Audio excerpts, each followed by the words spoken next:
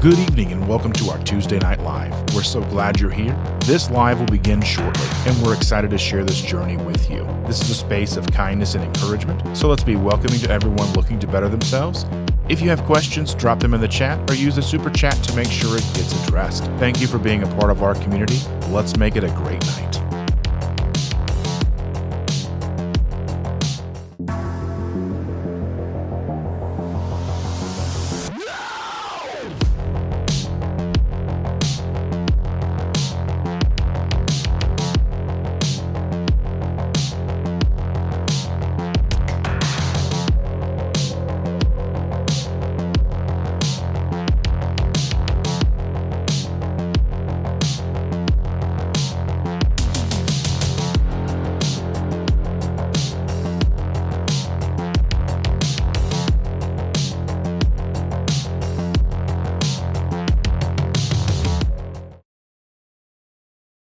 Good morning, everybody. Thank you so much for being here with us. My name is Dustin. Good morning, I'm Chandra, and I'm eating eggs. Did you bring enough for the class?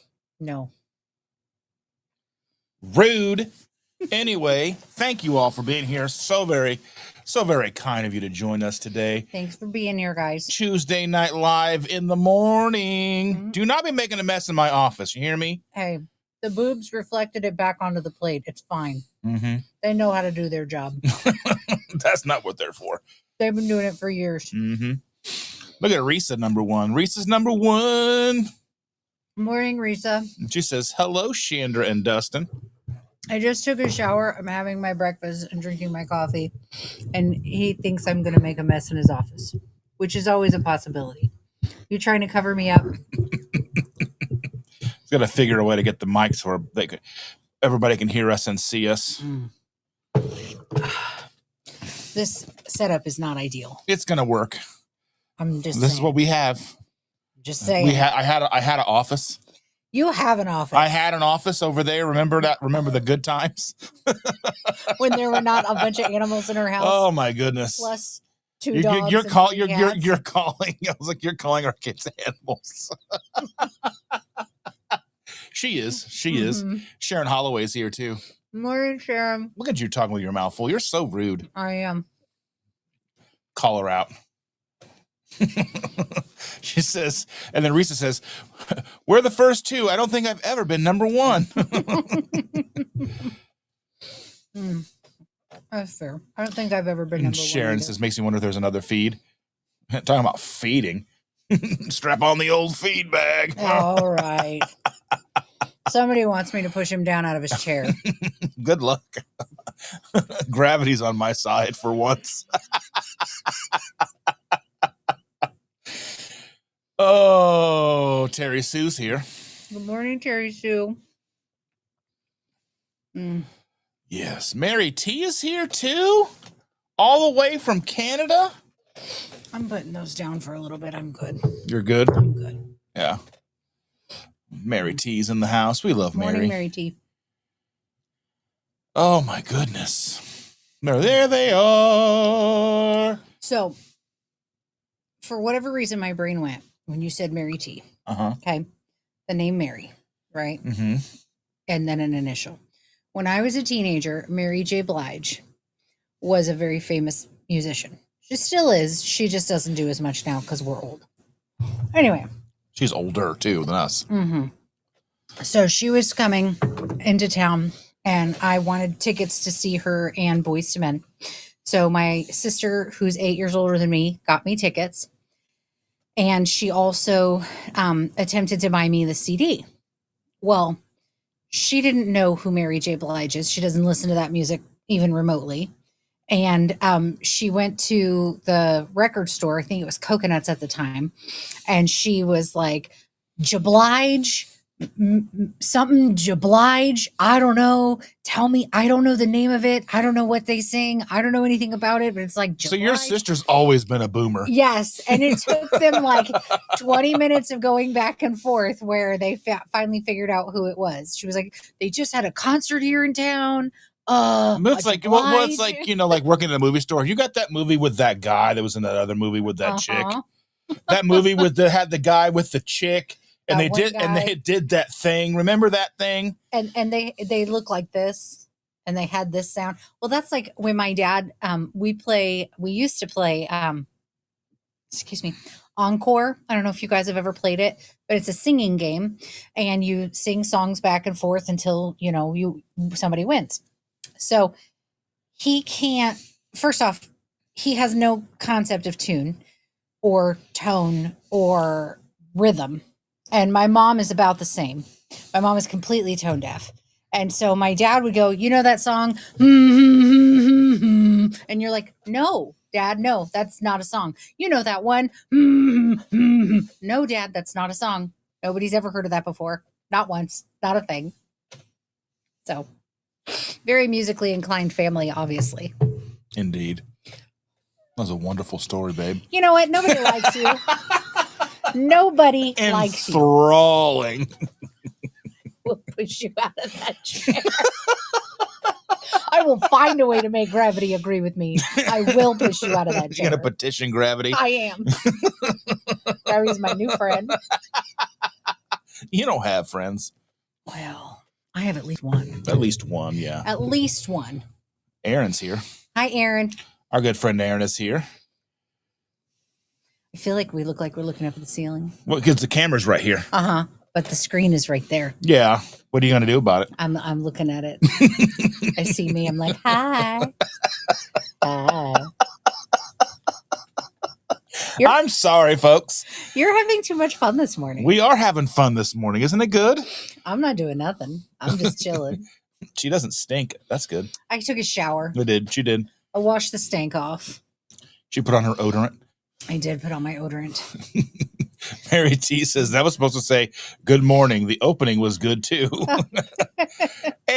Andy. Good morning. Good morning, Andy. Listening and working in the office. Ooh, well, we're not working. We're just here. I mean, we're in my office. So I tried to work yesterday, Yeah. and I was setting up things. So, okay, I have boxes and bags and whatnot of things, and I take them and move them to where my photography area is. And I get it all set up, and then I'll start cleaning things, and then I'll start taking pictures of things. So yesterday I got to where I was starting to clean things, and my body was just like, no, no, you're done right now. And I was like, but I have a lot of work to do. And my body was like, look, you just worked 3 12s and your body is not ready for you to be functional. Go nap. So I had to go take a nap yesterday. I didn't get much accomplished. And trying to keep a minion out of here. Oh, Lord. It was like a third of a nap, because every time I would start to fall asleep, the small child would be in like, hey, Ma, what are you doing? Ma, look what I got. Hey, Ma, I wrote you a letter. Hey, Ma, are you awake yet? Do you want to know about Dan? So she wrote me this letter, and it's like, I love you, Ma. I love you, Ma. I love Logan. I love you, Ma. Like, just all over it. And then it says Dan. And I was like, who's Dan? Do you love Dan? Why is Dan on here? And she goes, I don't know. What does that say? And I was like, you wrote Dan. And she goes, maybe it was supposed to say Daddy. I don't know. Are you sure it says Dan? What is it? I don't remember writing Dan. I don't know Dan. And I was like, okay, look at it. She's like, well, what do you think it says? It clearly says Dan. It clearly says Dan. And she's like, I don't know. And I'm like, well, what were you trying to say? She goes, well, I don't know. What do you think I was trying to say? I'm like, I have no idea. Apparently you love Dan. I don't know who Dan is, but that's cool. I come upstairs and I get to meet Dan. Oh, Dan, we decided to name one of her toys Dan. It is a sparkly bunny wearing glasses. Do you want me to go get him? He should be right in the room. No, it's fine. It's very cute. It's fine. His name is Dan. We now love Dan. Dan is now a part of the family. It says naughty. And it's a gigantic, look how big this mug is. Look at that ugly mug next to my mug. Right? Not tea. Sometimes Because we it's be just a little bit naughty. Because it's not tea. It's coffee. It is not tea. You are correct, sir. I genuinely do not like the musical Matilda that Logan, that our little one watches now. But I do like that line in the song that sometimes you just got to be a little bit naughty. I agree with that. You need a gigantic see you next Tuesday mug. I would love a gigantic see you next Tuesday mug. Yes. That is my favorite bad word, by the way. Terry Sue says, I have a doctor's appointment. I'll be listening from the shower.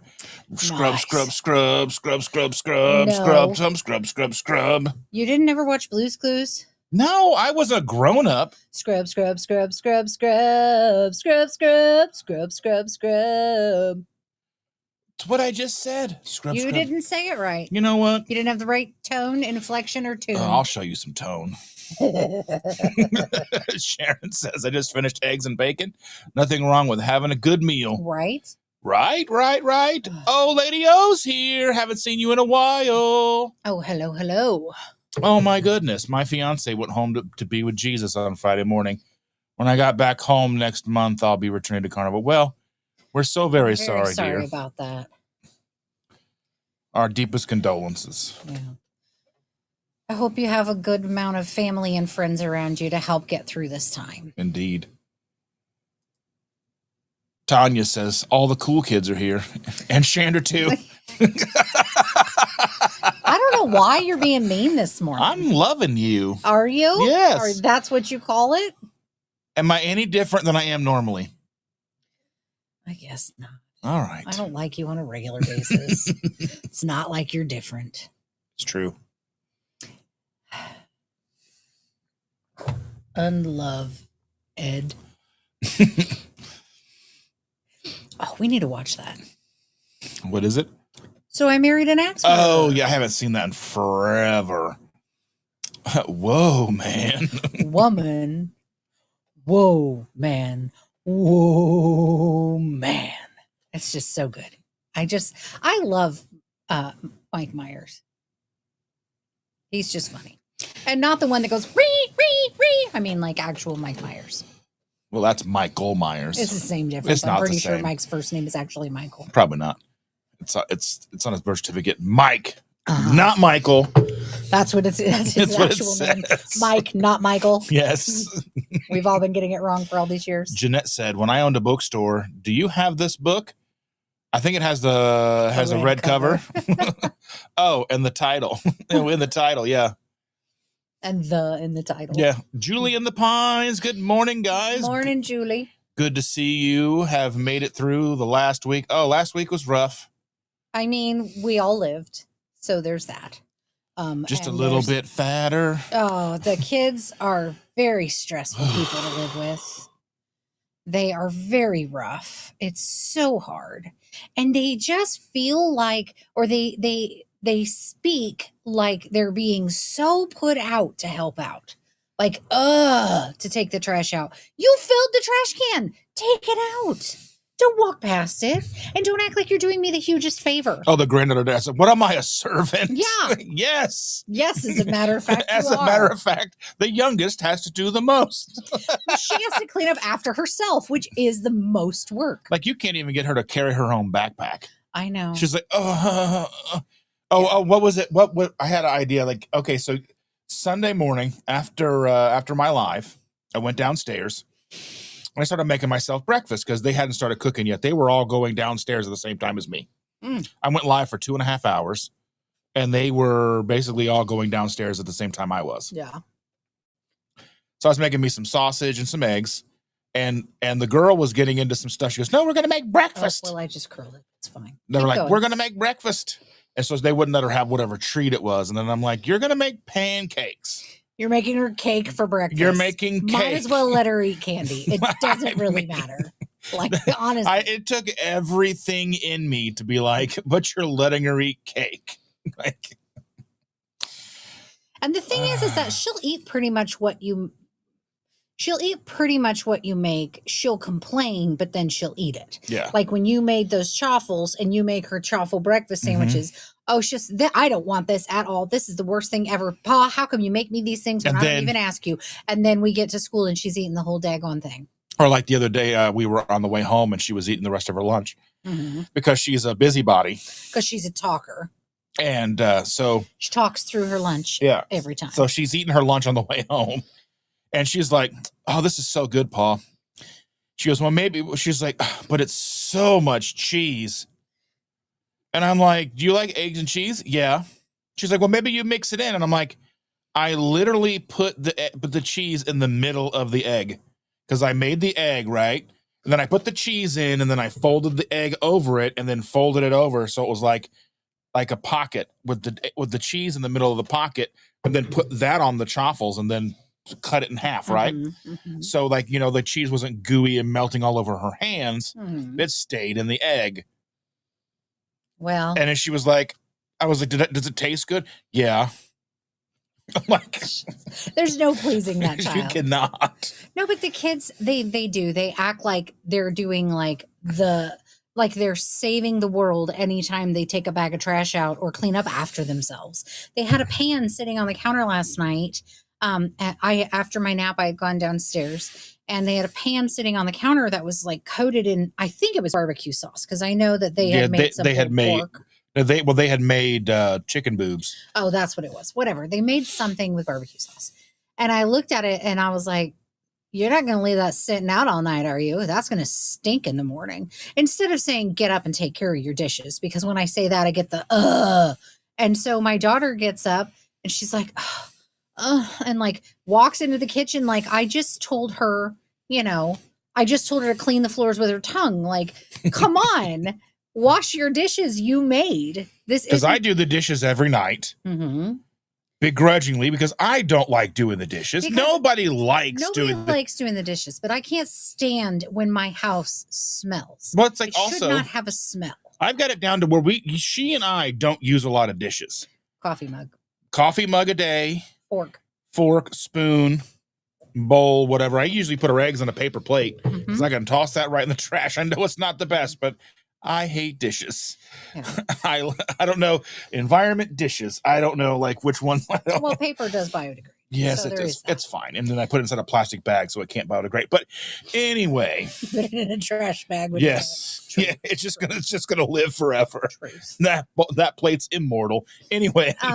But anyway, I mean, we try to consolidate and we try to like make as little mess as possible so neither of us has to clean. Right. We don't want to clean up all. Like, I don't want to spend my whole day cleaning.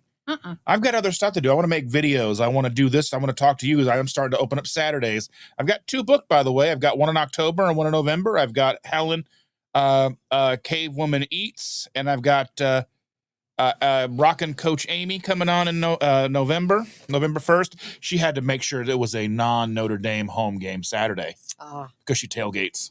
All right. Because she lives up there. Okay. She's very excited about that. I almost talked to her about how you were like, I don't understand how grown-ups can still like college sports. And I'm like, honestly, you're about to get beat up. I don't really understand how grown-ups are as into sports as they are. I just don't. It just gives them something to look forward to. I just don't. Like sports, concerts. I followed the Colts for a while, the year they went to the Super Bowl and actually won. Like, I followed them, but I've never been like, yeah. I think we've got a perfect season so far. Yeah. I'm not into it. And like, I've played sports throughout my life. I've played soccer as a child, softball. Yeah, 2-0. We're nice. Number 1 in our division. Nice. Softball. I did track and field. I threw shot put and discus. I did not do hurdles because I will fall. I now play pickleball and have only fallen once. I did lose all of the skin on both knees, and it did take 2 weeks for it to heal. And I have. Well, then you hurt yourself worse going down a slide. That's true. But I mean, I've always been more of it's more fun to play it than to watch it type of a person. I've always been more like that. Like when the kids were little, I used to take them out back and we would do baseball. We would, throw and hit and run and catch. And, have always been the cleanup batter. So I love to hit. And again, nothing against. She does love to hit. I'm sorry. Nothing against people who are that into sports. I just have never been that person. I've always been that person who'd be like, let's go throw the ball. I'm not into tacos. Like I'm into food. Yeah. I mean, we should probably talk about a little bit about, you know what I mean? What are we talking about? Food and trying to be back on track this week because we've been so off track with everything. So depression kicked in pretty hard with this man. And this man ate a lot of things that he shouldn't have. So we talked a little bit of this on Sunday. For those of you who were with me on our Sunday, Sunday, we talked a little bit about this, but I didn't go into as much detail as I should have, maybe. But it gives us something to talk about today.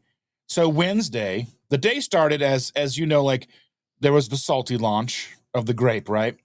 And I've been anticipating this launch for a while. I didn't know when it was coming, but I figured we would get an email, we would get, the product sent to us like normal, and that didn't happen. And I saw that a product had launched, and I was super bummed about it, right? Yeah. And I mean, but that was just kind of like, oh man. And then everything else happened Wednesday. All the news things we won't discuss here because it's too much, and this is not the place. And the world can be very depressing. The world can just kick you in your teeth. And somebody is not great about not feeling all the things, even if they're not about him. So we empathize more than we should. I control it's a nice thing. I control it for the most part, but sometimes when it hits hard, like a bus. Well, I mean, it was just the videos and seeing things, and seeing things. You shouldn't watch those. I didn't know they were coming. Yeah, they were just there, and you shouldn't watch those. Well, I wasn't planning on it, but anyway, I ended up eating I ate my feelings really bad. Yeah. And if you know, like Reese's has these mini pumpkins in a bag. I ate the whole bag.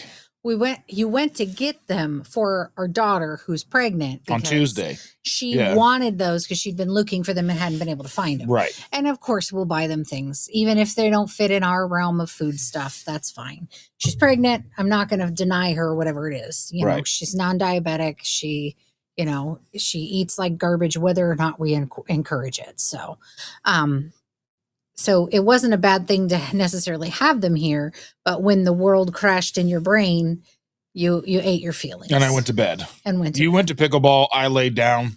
Right. And it was just rough. I mean, a lot of times I'm able to cope. I'm able to make it through. It's like a functional alcoholic. I can make it through. I can make it through. Sometimes I can't. Yeah. And usually you're pretty good about controlling what you're, really going to town on. But this was just like the kids had moved in and the house is a mess and there's animals everywhere and the world is collapsing. And then I'm like, hey, why don't we give the dogs a toy that doesn't shred? And they're like, do you want them to chew your stuff? I didn't say not give them a toy. Just don't give them toys that leave fuzz and fluff everywhere. So, yeah, it was a rough. It looks like a Build-A-Bear exploded. It did look like a Build-A-Bear exploded. It's just, and I'm like, I have to be mindful of what I say, how I interact with them, and I have to be very mindful because I don't want to fight. I want a good living situation. Yeah. And I have to pick my battles, and I will tattle on them to her so she can fight my battles for me. They generally are more receptive to me saying something, which I think is the concept of the whole stepdad experience. They're more receptive to me saying it because I will throw you out. He will not. I will. I don't have the power. I will throw you out. I don't have a lot of power. I am not He-Man. I do not have the power. Yeah, I apparently am She-Ra because I do have the power. I don't. Even the granddaughter looks at me as like an equal. No, she does. She does. She goes, why don't you do it? Why do I have to do it? And then you tell her she's got to do it or you're going to paddle her butt. I know you're not good at spanking. It's fine. Anyway, so I'm the heavy and they listen more to me, but it does things weigh heavy on your mind. And I generally am very good about,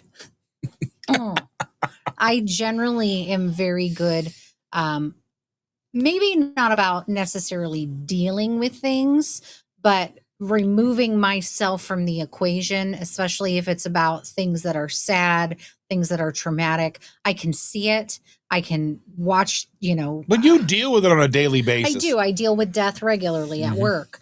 But in general, I can separate me from the equation. And I can do it pretty good sometimes. Sometimes it just overwhelms me. Even in traumatic experiences that involve us. When the little one was 8 months old, she was bitten by a dog in her face. And it was very traumatic, and it was traumatic for all of us. But I had to not allow my emotions to take over. So when we were at the hospital, I took her, I patted her face and cleaned off the wound, and we walked around until they were able to get to us. And we talked to the nurses, and we looked at things in the hallway. And, I kept her occupied because mommy and daddy were still freaking out. And the only way to keep her calm is to keep yourself calm. So just things that I've done over my life, things that I've been through, and who I am as a human. When the trauma and the scary and the sad all hit, I'm pretty good about pulling myself out of it and just being there. That doesn't mean I won't completely crash later, but at the moment, I'm out. I'm okay. I'm good. Let's, evaluate the situation and deal. And then, a day or two, sometimes a month or a year later, I'll have a full meltdown. But most things throughout the day, I know how to handle, and most things that the kids can't handle, I understand how to handle. I make sure that things get done. Yeah. Like tomorrow, we'll take care of the car. Yeah. And all the things, we just handle what we got to handle. Exactly. And we just deal with what we got to deal with. But sometimes life comes crashing in on your brains. And Sean's here. Hi, Sean. Good morning, Sean. Hope you and Show are doing well. And Mary T says, you are giddy in your escape room. I mean, if you've seen what it looks like in here, it's like, what is a 6 by 8? Like 6 foot across that way, 8 feet. It's deeper than you realize. It's 8 to 10 deep. If you go from your big screen. Yeah. Yeah. It's much deeper than you realize. That's what she said. Anyway. I often use humor to deflect from actual reality. So. Amy's here. Good morning, Amy. Good morning. So glad to see you. So yeah, we had a rough week, but back on to the Jeanette track. wants to meet Dan. Go get Dan. Okay, I'm gonna go get Dan. Okay. He's our new best. I can't find my way out of here. Right there. I'm gonna fall. It's gonna happen. I'm gonna fall and take it all down. Oh my goodness. Please don't. I'm trying not to. Oh, I found her bracelet. She flung it this morning while during the temperature. That sounds about right. Dan's wearing a hair clip. Did not know Dan was wearing a hair clip this morning. Oh, I got something in my shoe. It's a foot. Yes. Okay, are you ready to meet Dan? Yeah, let me see him. This is Dan. Hello, Dan. He is wearing a beautiful hair clip. He sparkles all the way around. Like, I mean, she's holding him with like the little picker-upper grabber that I have. Yes. Because like I don't want to bend over 4,000 times to pick up stuff. So I've got one of the little grabbers, and I come in and she's like flinging him across the room like, this is Dan. And I'm like, what? This is Dan. Dan was going to join us for the rest of the live. Yes. Okay. We love Dan. Dan is our new family member. Risa says, Chandra, I watched all the Blues Clues with my son. He was upset when Steve left the show. I was upset when Steve left the show. I did not like his cousin, whatever his cousin's name was. I don't know. I don't remember. It's been that many years ago. My youngest was watching Blues Clues when they switched that out. The other two had already been through it. Tanya says, we sometimes pick on the... I've been trying to tell this to the kids for a decade. I know. And they do it to each other, and I do it with them, and they're fine. But when you pick on them, they're like, that's just mean. They don't even like my pick jokes. On you. They do. But when you pick back, that's just mean. But then they pick back like mean. Mm-hmm. Like, you're not even our real dad. I'm like, yeah. They are mean children. I can't help it. They got some of their mean spirit from me. I'm not always nice. Lady O says, I will have people when I finally get home. His family deserted him and I. Well, that's so tragic. I'm so very sorry. So sorry. We're here for you. So just join us I'm going to be trying to be here on Sundays. We'll be here on Tuesdays. And I'm also trying to be here on Saturdays, some as well. And so join us. Yeah. Dan sends his love. Amy's asking, have you done the assignments yet for this week? I have not done my assignments this week. They just came out yesterday. And I got to do my quiz from last week. I did everything. I read everything. I need to go back and read last week's again. And then it goes into our mission statement. I did get slacking? No. I did get a message from I can't think of her name. Not Nisha or Kim, the other one. I'm sorry, but she's like, your mission statement's basically too long. She's like, it's too, might want to shorten it some. And I'm like, oh, she's like, I love it. It's just too long. I'm like, I mean, there's a lot to fit in. You do talk a lot. I do. That's okay. Weight Loss Diary says hello from Bangladesh. Hello from Bangladesh. That's welcome. Amazing. I love that. Thank you for joining us. Thank you.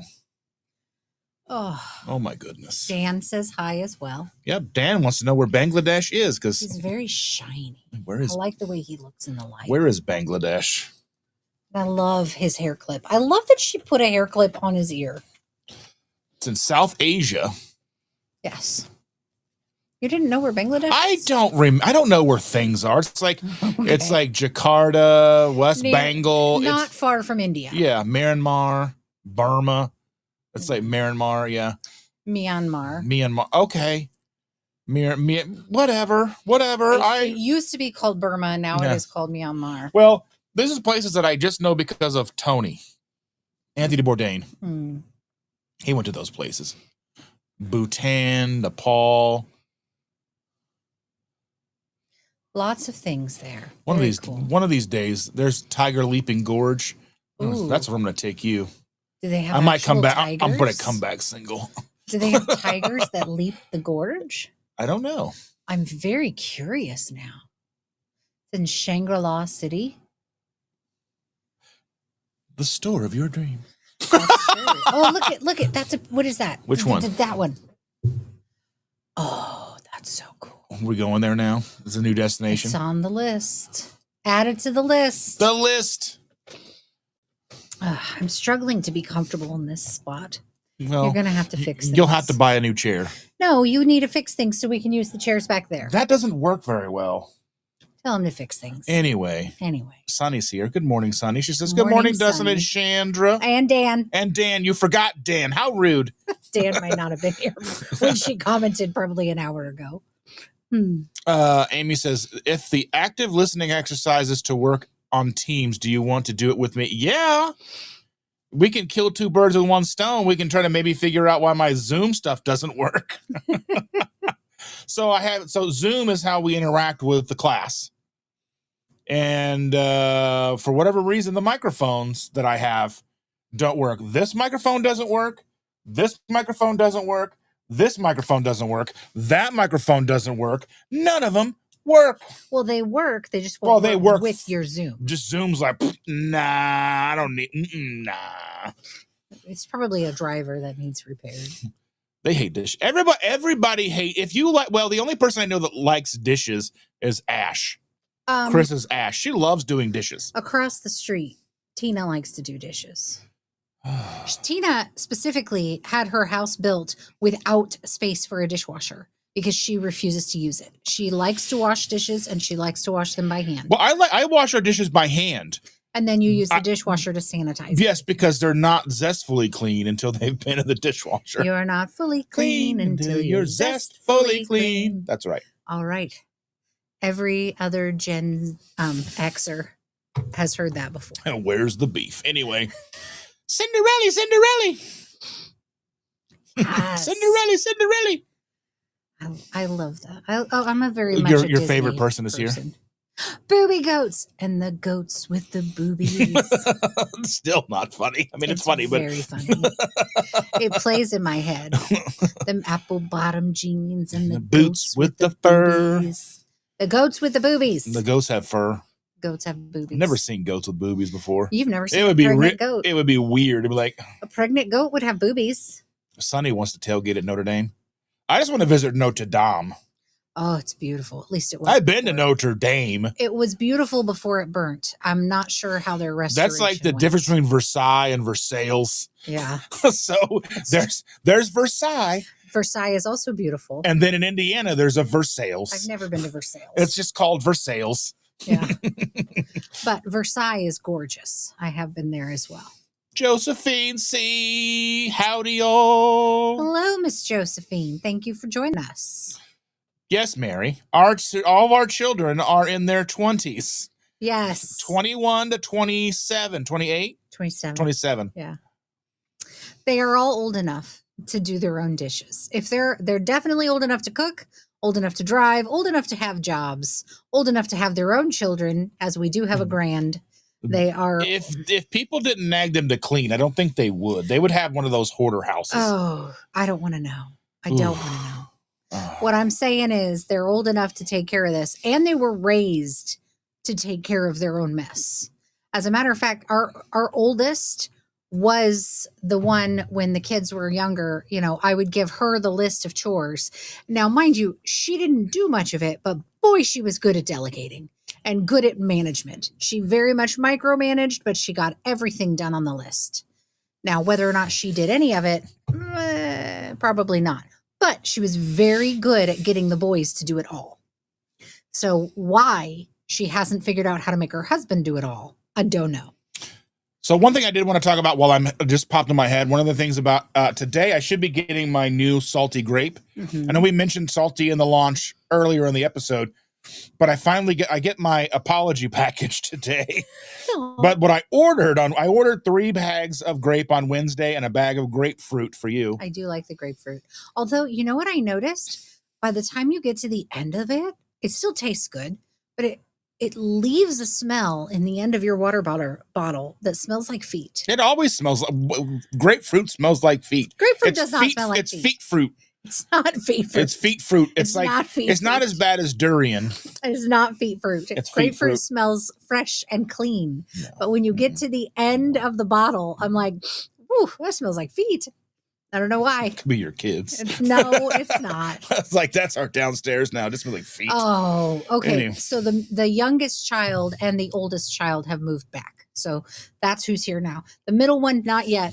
We're expecting that in the next year or two, depending on how things go in the economy. Is he gonna get the cupboard under the stairs? He might. I don't know where we'll put him, but we'll find somewhere. He's not taking my office. So there's no one else is moving into this room. So anyway, where was I going with this? The youngest child. The feet. So he wears boots to work because he works at UPS and he has to wear steel-toed boots. Composite-toed boots. Whatever. Boots with not the fur. Anyway, so he took his boots off the other night and I don't know what it was, but I was like, oh my God, you need to figure this out because I can smell your feet upstairs and they're downstairs. And I was like, I don't know what you've done, but all I smell is your feet. You need to figure it out and fix it. And the fiance of our daughter is the same way. Yes. And I was like, you need to fix it before I get up in the morning. Because if I wake up to the smell of your feet, I'm going to wake you up at 7 a.m. and you're not going to be happy because they work nights. So he figured it out. Apparently he had taken a pair of socks off like a night or two before and left them under his bed. And I was like, we're not doing this. I can't handle this. He's waiting for the dumpster fairy to come. I was like, it is so awful. I cannot handle that. And daughter's, whatever he is, boyfriend, husband, whatnot, other half, he also has feet that smell like that. And I told them straight off the bat, right as they moved in, get him some slippers. I'm not going to have him walking barefoot through my house with that.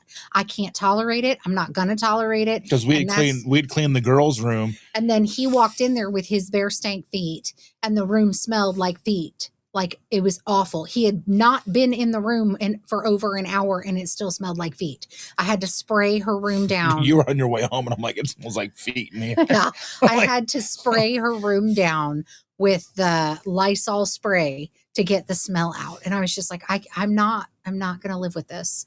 I'm paying all the bills. I expect my house not to smell like feet. I expect my house not to stink. So facts. Yeah. The cohabitating with everybody is a little tricky. Amy says, I only like indie sports because it's my alma mater. Yeah. Go I sports! get it. I just don't get it. Like, I get it. I'm not that person. Look who it is. Hey, Jen, how's it going? She's going to have surgery soon. Yeah. And she's going to be in the hospital for 7 days. We'll have to go visit her. Yeah. Which is good because, having the surgery she's having. And I don't know what all you want me to say or what I can say. I was going to say, but it's like, I'm sure we've discussed it. And I apologize that I don't recall what surgery you're having done. But I hope it all goes well. And we'll come and visit you while you're there. Because I think it's good for her to be there because there's not a lot of help in her home. Yes, definitely better to stay where there is help. Bride's biscuit. Bride's biscuit. I want to see my bride's biscuit. She said, "Sup, Sam." I'm pretty sure that's not the song she once sung. I don't know what's happening. Anyway, sometimes he says inappropriate things, I don't, and he doesn't even know it. I don't know. Anyway, it's fine. Jen's here. She says, "Hi, Jen. Hanging out with Jen. Morning, y'all. Morning, y'all." Jen says, "It's like like the whole thing is like I just come in here, and I'm like I hang out in here, and I try to work on stuff. Like I said, I'm open to making all the things for your YouTube videos, making stuff for your Instagrams. Let me know. I will work." I will do it relatively affordably. I do need to charge a little bit. You know what I mean? I do it, but I have to charge. But anyway, I'm happy to do it. I want to learn and grow and make good, beautiful things for you guys. And I've been helping out Helen making her stuff and updating my stuff. And I want to make your guys' cool stuff fun and prettyful and things. And keeping him occupied and keep me busy. Keep him out of his brain hole. Yeah, and keeping me busy keeps me upstairs, keeps me from arguing with the children. Keeps you from wandering onto the news. Or going to the refrigerator. All of the above. Because I don't eat up here. Thank goodness. Amy says, I didn't eat all the things, but ended up fighting with a bunch of people, including family members, and I really should have disconnected from social media, but I was pissed off. Yeah, I understand. I have really worked hard on not engaging on the interweb.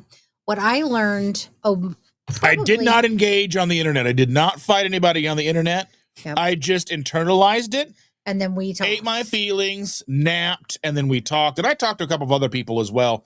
But I didn't engage on the internet because that would have been nonstop for hours, and I just did not need that. I'm really trying not to engage. I've been trying not to for a long time, but I don't always win against myself because my mouth is big. But trying not to fight on the internet, because when you fight on the internet, you're going to lose either way, whether you're right or wrong, whether you're not right or wrong. It doesn't matter because you're arguing over the internet and you both end up walking away like idiots. Like nobody wins. So no reason to do it. Eating a bag of candy would depress me. Yeah.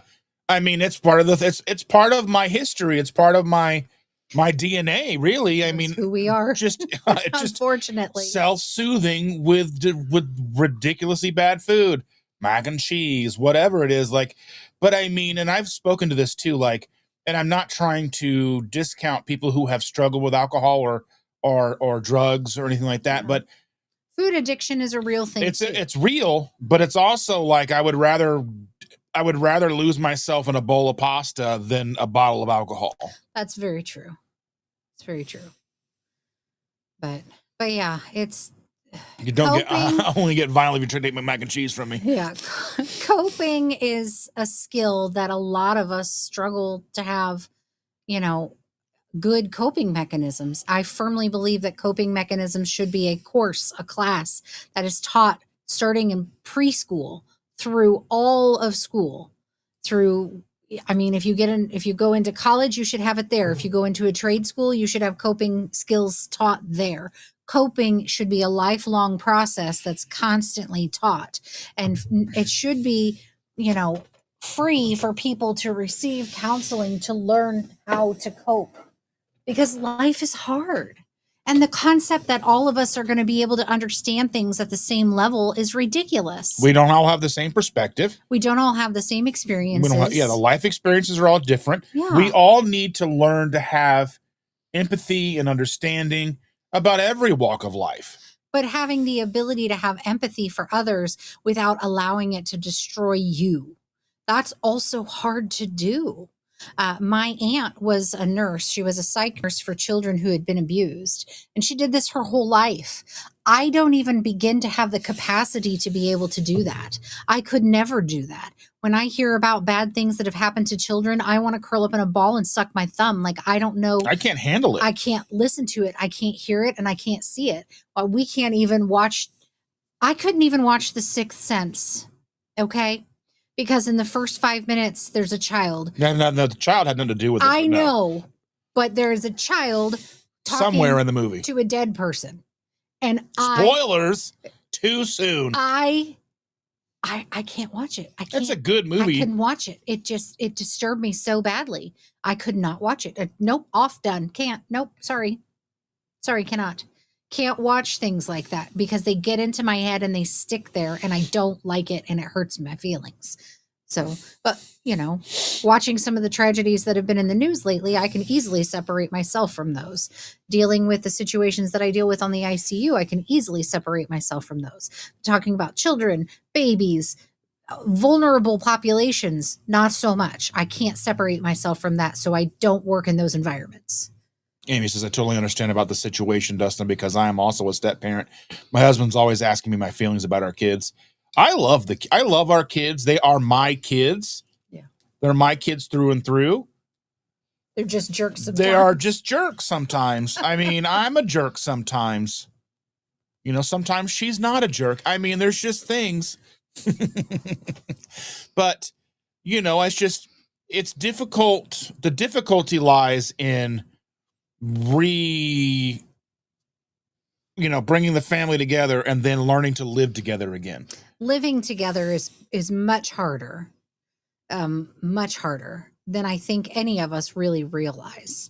Like when they're young and they can't leave, it's one thing, yeah, right? They because, can't leave. Well, I mean, because you're not allowed to kick them out. You know what I mean? Right. You're 8. Go live on the streets. And when they're older, you're like, I just wish they would leave. Like there's a big difference. We had a good thing going. We did. I don't want them to leave. But yesterday when I walked down the stairs in the morning, I just it was quiet for a minute. And I thought to myself, now if I turn the corner to walk into the other room and there are no dogs, it would just be wonderful. And I turned the corner to walk into the other room and there were 2 wagging butts. It was fun. They're good dogs.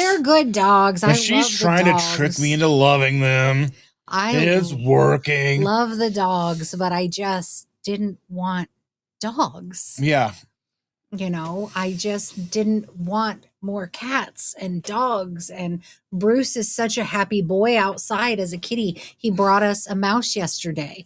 He was chirping so loud we had to check on him. I was like, he's making a noise he hasn't made in a while. Go check.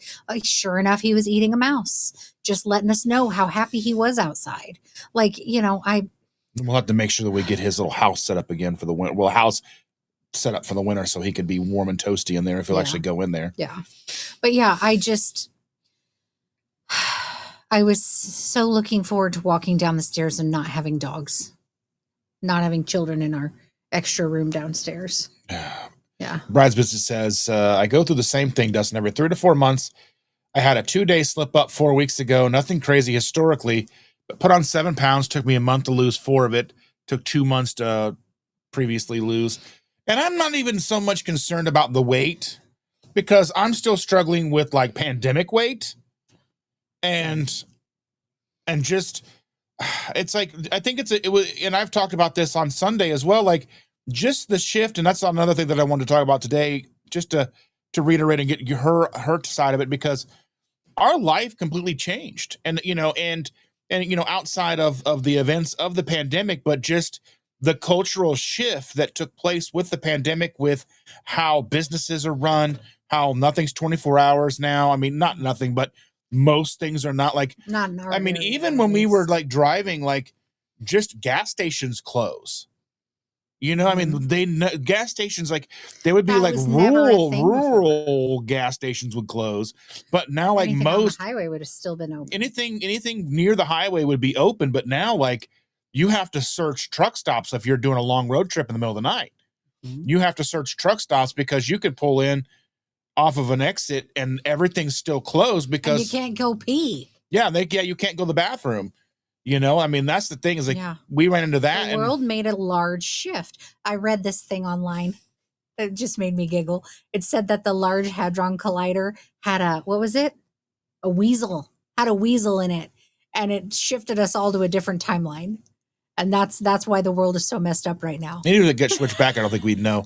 But and everybody's reply was throw another one in and see if it switches back. Yeah. But just the idea, like we went to being able, like, I mean, I went to having, where I wasn't home ever. I was hardly home. Yeah. I mean, because I would get up and leave at 8 o'clock and I wouldn't be home till 7, 8 o'clock. Mm-hmm. Just going to an 8-hour-a-day job, I'm gone 12 hours.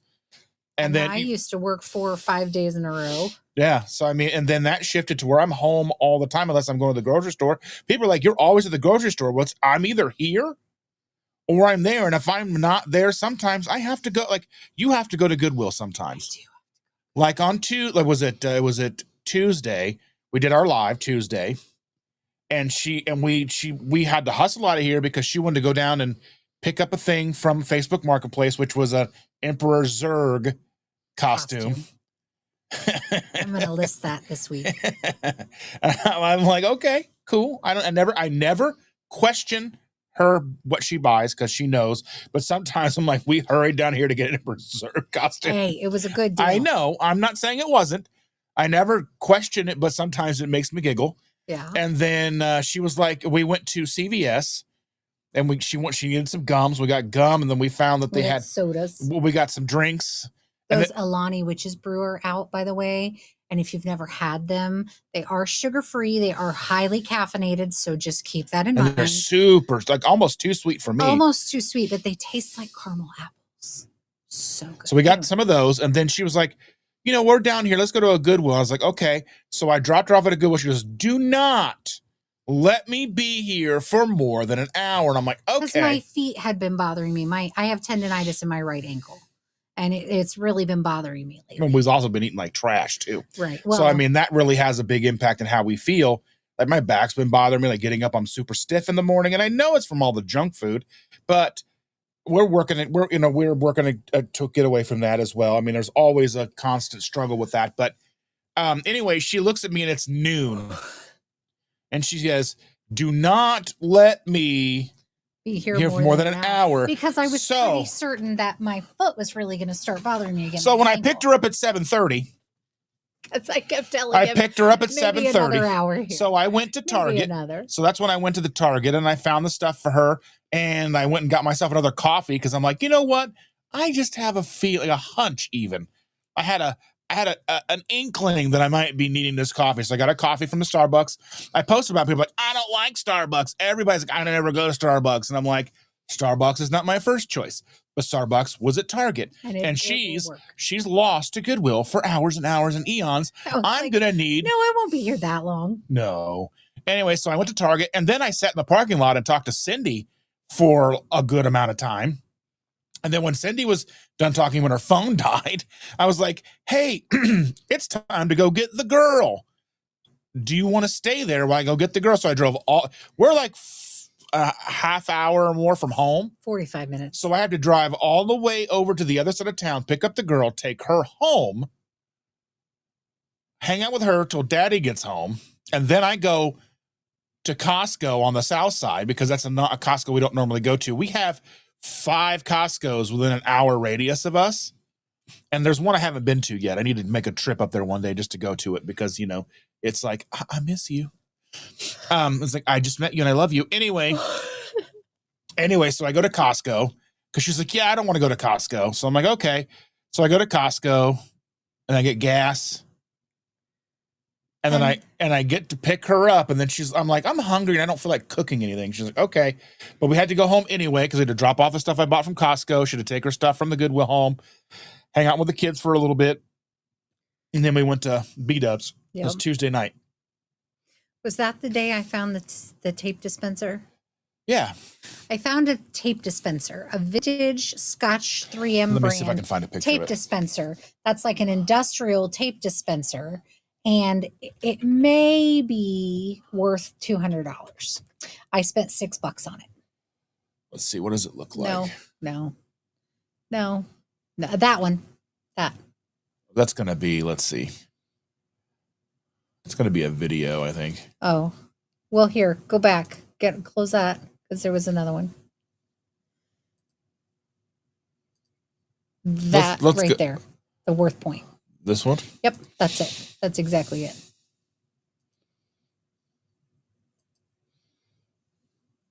Let's see if you can see this photo, ladies and gentlemen, boys and girls. Boys and Googles.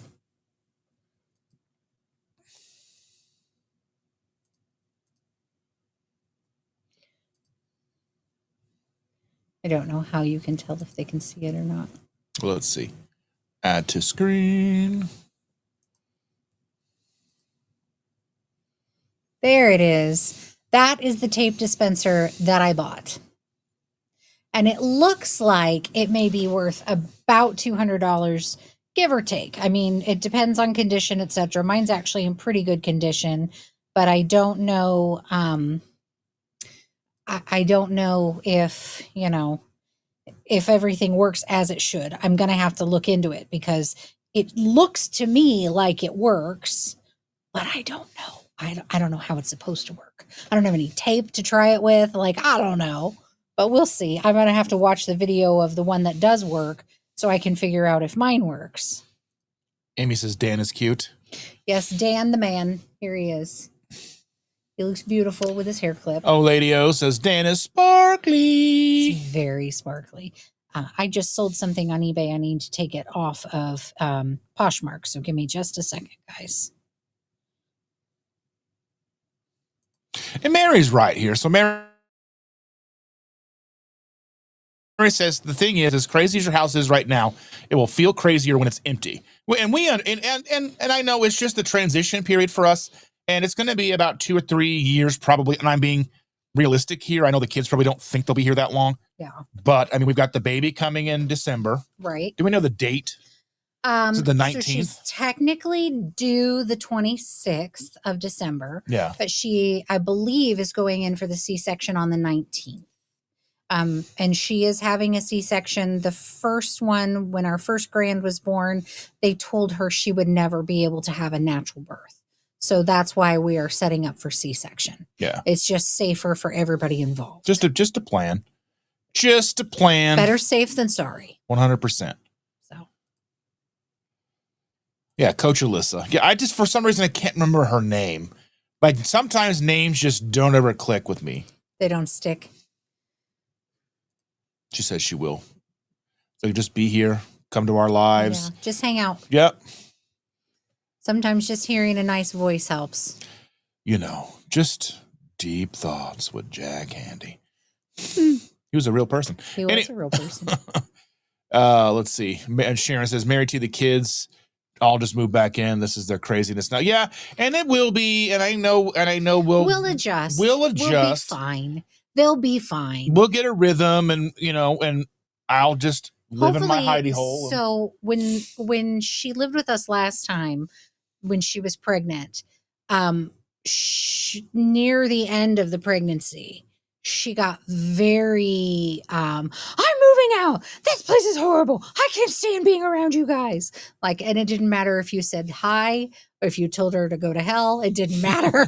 You could be nice to her, try to give her a hug, and she'd still lose it. But that's pregnancy hormones.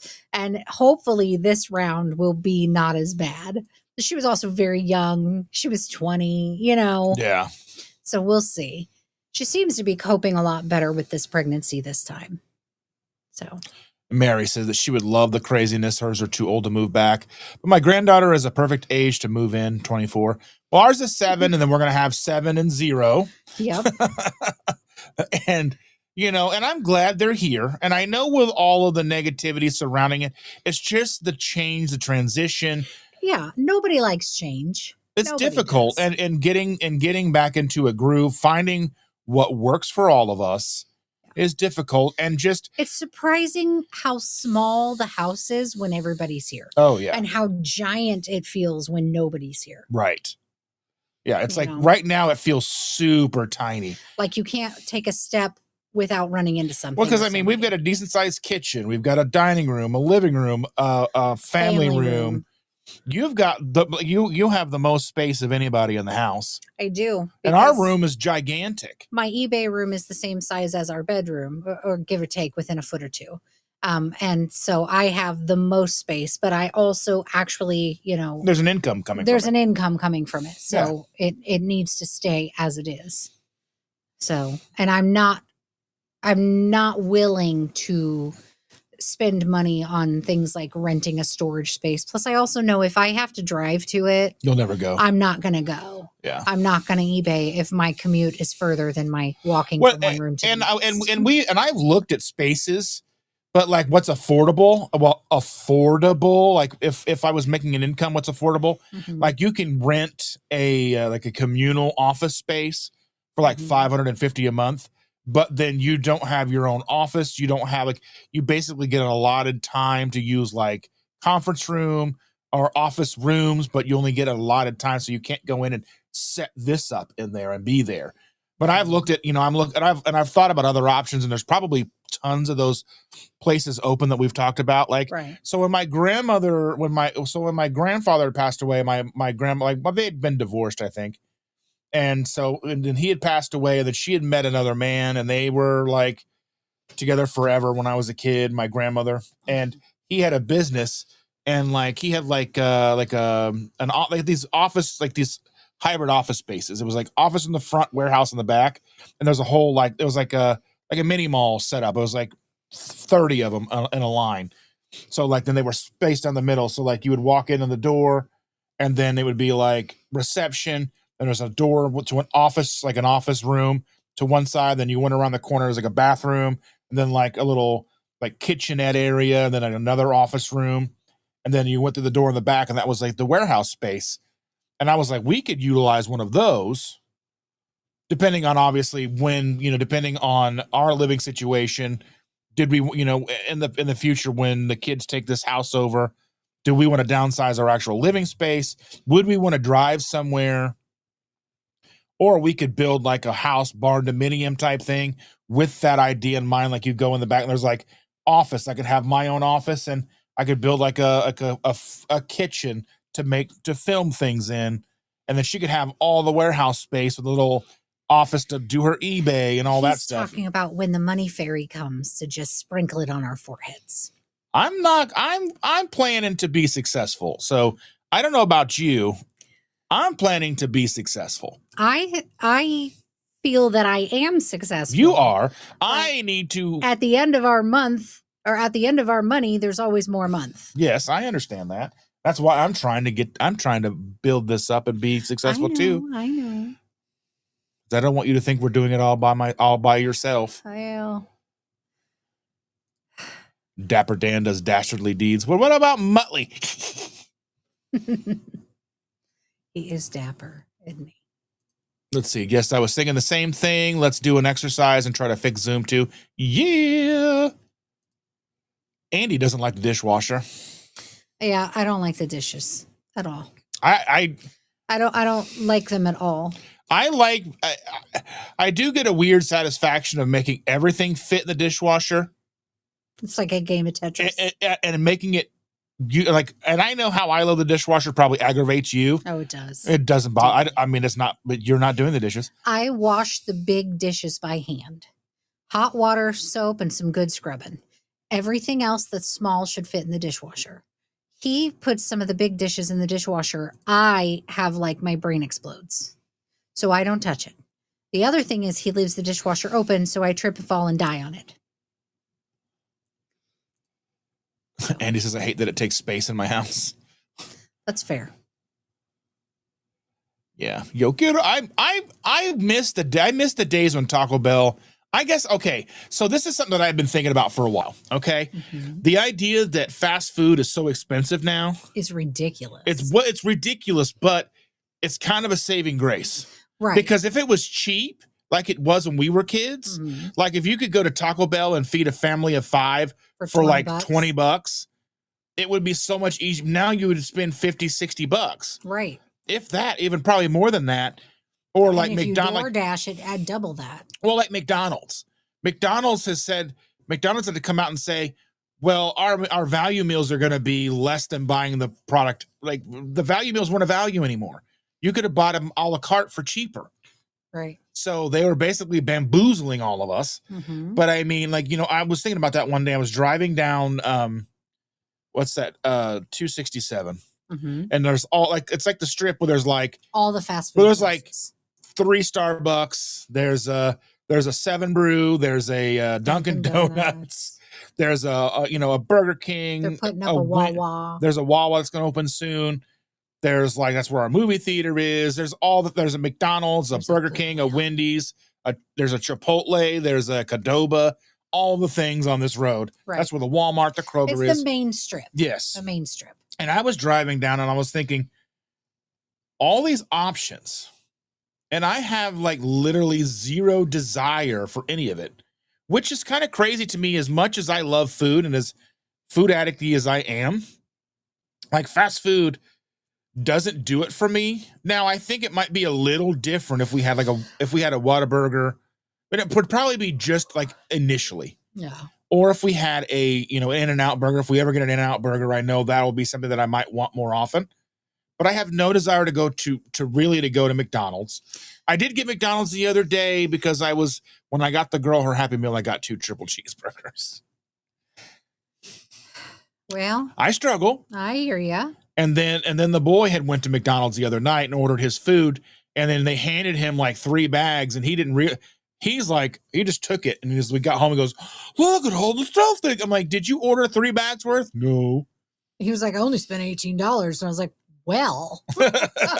He had like 2 large fries, a bucket of fries. He had all this stuff. You might have told them that you think they gave you the wrong stuff. And he was like, I just didn't even think about it. And I was like, well. That's just today. I mean, and I mean, I've had them give me more than they're supposed to give me. Like, it was like, but a fry. Like, they give you a Happy Meal in a bag or whatever, and it's a fry. Like, okay, whatever. But like, he had enough food to feed a family. He had 2 McDoubles, a cheeseburger. He had 3 of those weird wrap things. Well, yeah, even more wraps than he ordered. And then he had like 2 10-piece nuggets. Like, yeah, I had nuggets. I went crazy. He's been a little wild for a minute. But I'm just struggling. And I got to say that's what's so important about this is being open and honest and transparent, because Big Belly Bob the other day, who's another YouTuber, and we've met, we've been in video together before with Brandon the Garbage Disposal. And I went into one of his lives the other day, and he goes, hey, keto, he's one of the people that's been keto, and he's really, he does it. And I started to feel like complete trash.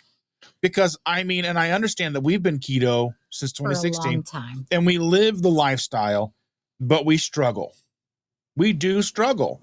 And I don't think that we're not keto when we're struggling, because it is easy to just have the wrong stuff. I'm going to have to abandon you guys for a little bit because nature is calling. We may be done by the time I get back. I apologize. All right, that's okay. Sorry. It's been great, guys. Dan's taking my place. Here's Dan. Hope everything comes out all right, babe. I'm going to put Dan down in this chair. I don't know if you can see his little ears. But I just, that's something that I've been thinking about is the idea that thankfully fast food being so expensive has actually been kind of a saving grace for me, because it's much harder to sneak in and spend $20. If you could sneak in and spend $4, it's, you're not going to notice it as much. But if you're sneaking and spending $22 at McDonald's, people are going to notice. So,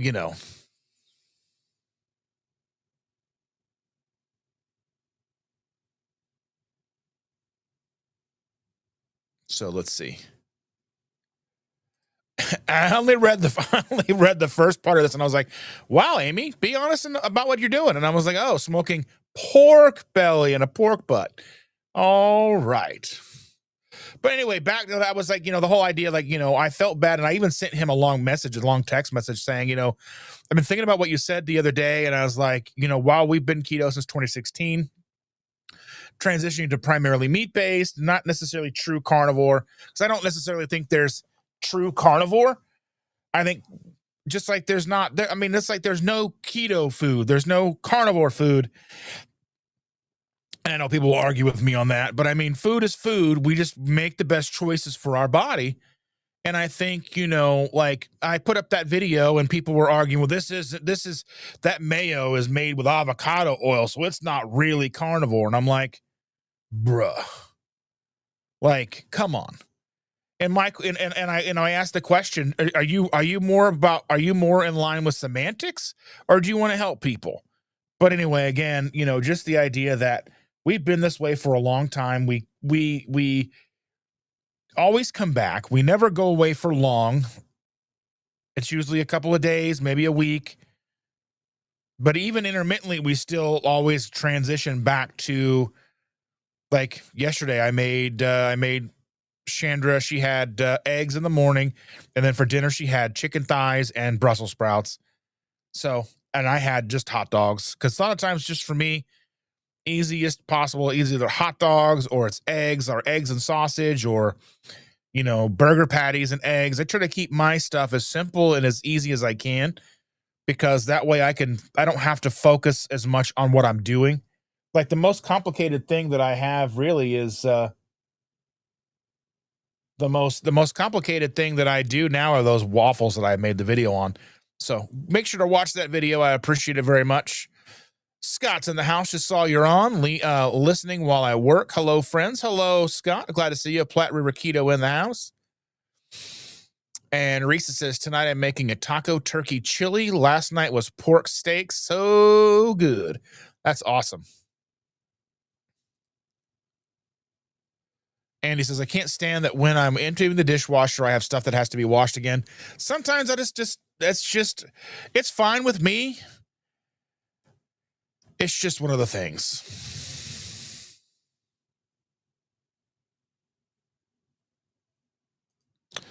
And Amy says, I got my salty grape yesterday. I'm not doing a video until I get October requirements, because I've completed my video requirements for them for this month.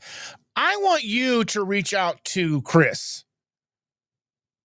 and see what he says, because I don't know if they've set requirements for this company, or if this company is just setting arbitrary requirements, because I have not received any of those kind of requirements. Granted, I was involved when it was Lynette running everything and not a third-party company, but I would say just reach out to Chris. Just send him a message on Facebook Messenger, like, hey, Chris, I am a new affiliate. I'm sure he's familiar with you, at least a little. And be like, I don't know if this is right for me, because this is what they're telling me. Send them screenshots and be like, it's not, and I'm sure you're not against doing the work, but it's not in line with what they're having everybody else do. So I would say, hey, because from my understanding, the way it always worked was they're only requiring stuff when they're sending out product. So whenever there's a new launch, because I mentioned them, Keto Chow, salty, go to ketosimple.shop, order from me if you can, because I get a kickback. Every little bit helps this channel. Every little bit helps me keep going, because running this channel does have its expenses. And, and I'm not shy about that, because I'm here to bring you the best content I can and be real and open and honest. I'm going to do it anyway. So whether or not, I have, I'm going to continue to do this no matter what, but every little bit helps. But yeah, I'd reach out to Chris and just be like, hey, this is pretty crazy. Andy loves grapefruit salty. I make it for her, and I do not like grapefruit salty. It's just not a flavor I would want to partake in. But I like the blue. I like the bomb pot flavor, the red, white, and bam. And I like the grape that they had sent me a couple of months ago. So hopefully the grape tastes the same. It smelled good. Andy got a chance to taste it when I first got it. I was taking her and Susan to the airport, and I'm like, look what I got. They were like, oh, what is it? I'm like, smell it. When you just hand somebody and be like, hey, smell this. You know, that's what friends are for. Smelling weird stuff. Anyway. Let's see. Amy said, everyone in my house is afraid to put dishes in the dishwasher. Risa hates grapefruit anything. Let's see. Mary T says, I hope the grape will be included in my fruit flavors. I don't know how often they update that and what it is, because it's limited time right now, so I don't know if that's going to be what it is. My fruit flavor salty subscription, if it's even half as good as cherry. Yeah. John's in the house. Good morning, John. Thank you for being here. I appreciate you very much. Andy says, I've got so much that I'll never run out. Thanks anyway, Risa. Make an offer on your channel to get rid of it. Prizes. And Risa says, what is their problem? I've been screeching about this for years. Geez, I get home from work and I'm pooped. Do something by yourself.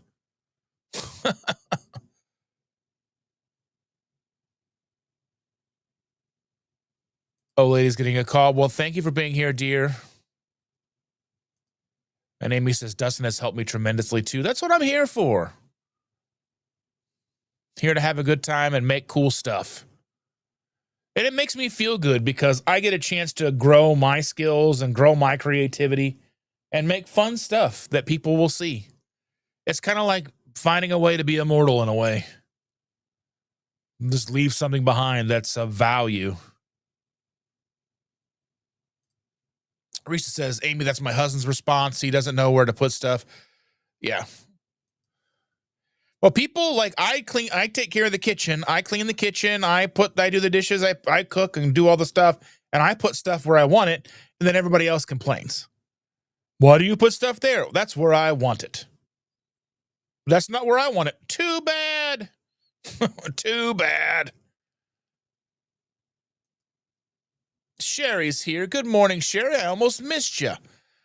I almost went over to this comment here from Amy, but we'll get to that in just a second. But Sherry, thank you so much for being here. We appreciate you. She says, good morning, friends, with a heart hand emoji. Woo.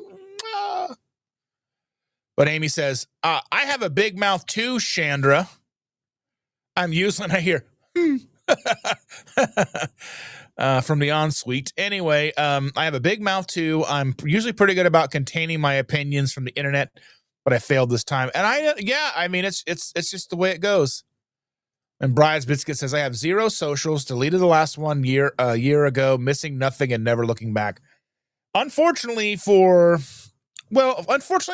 I think social media is what you curate it to be.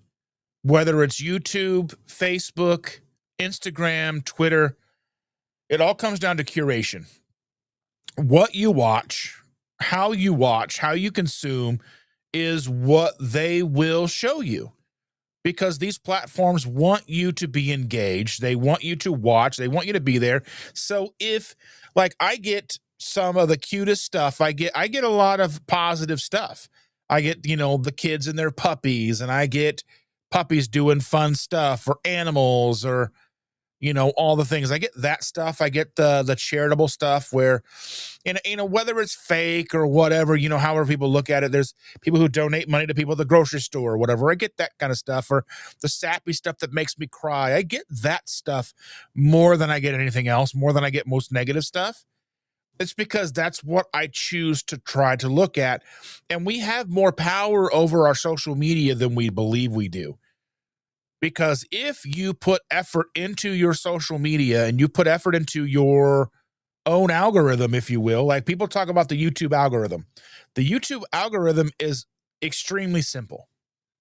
It's going to show you what it thinks you want to watch. So if you are watching whatever you watch, for the most part, it's going to show you more of that. So like, if I get on a kick watching restoration videos, like at night, I like to watch restoration videos, or I like to watch people take weird, like, metal objects and make them into knives. Like they'll take these bundles of screws or ball bearings or whatever, and they basically glump them together, melt them down, and turn them into knives or whatever. And I think it's relaxing. Or when they do restorative stuff, like they'll take those old broken down steel toys and make them new again, or whatever it is. Like I've seen them do meat slicers and all these different things, lawnmowers, all these things they've taken apart and put back together, restoring them. It's relaxing for me.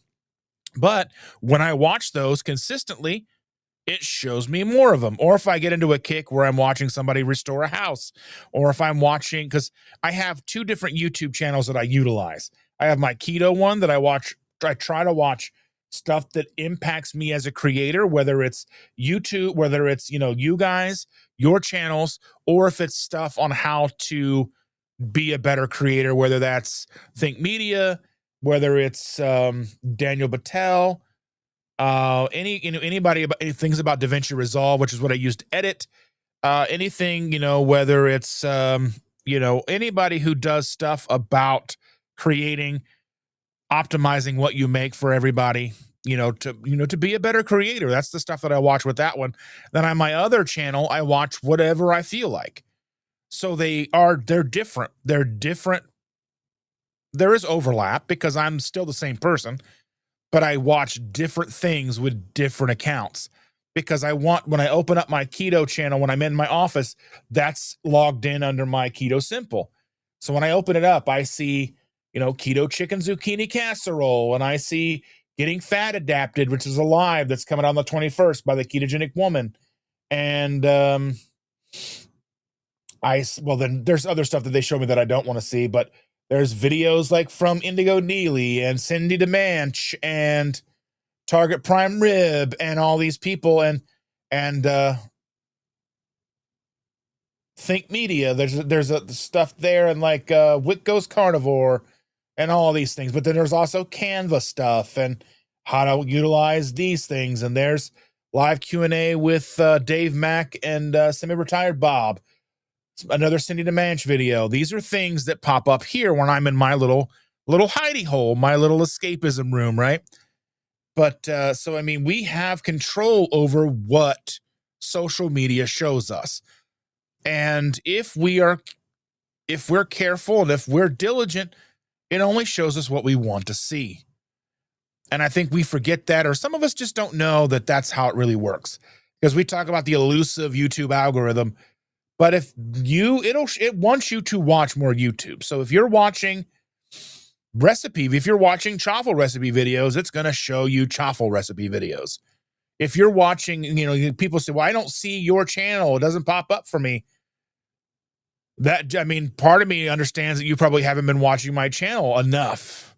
And I'm not saying that derogatorily. I'm not saying that accusatorily. I'm not saying that in a negative way.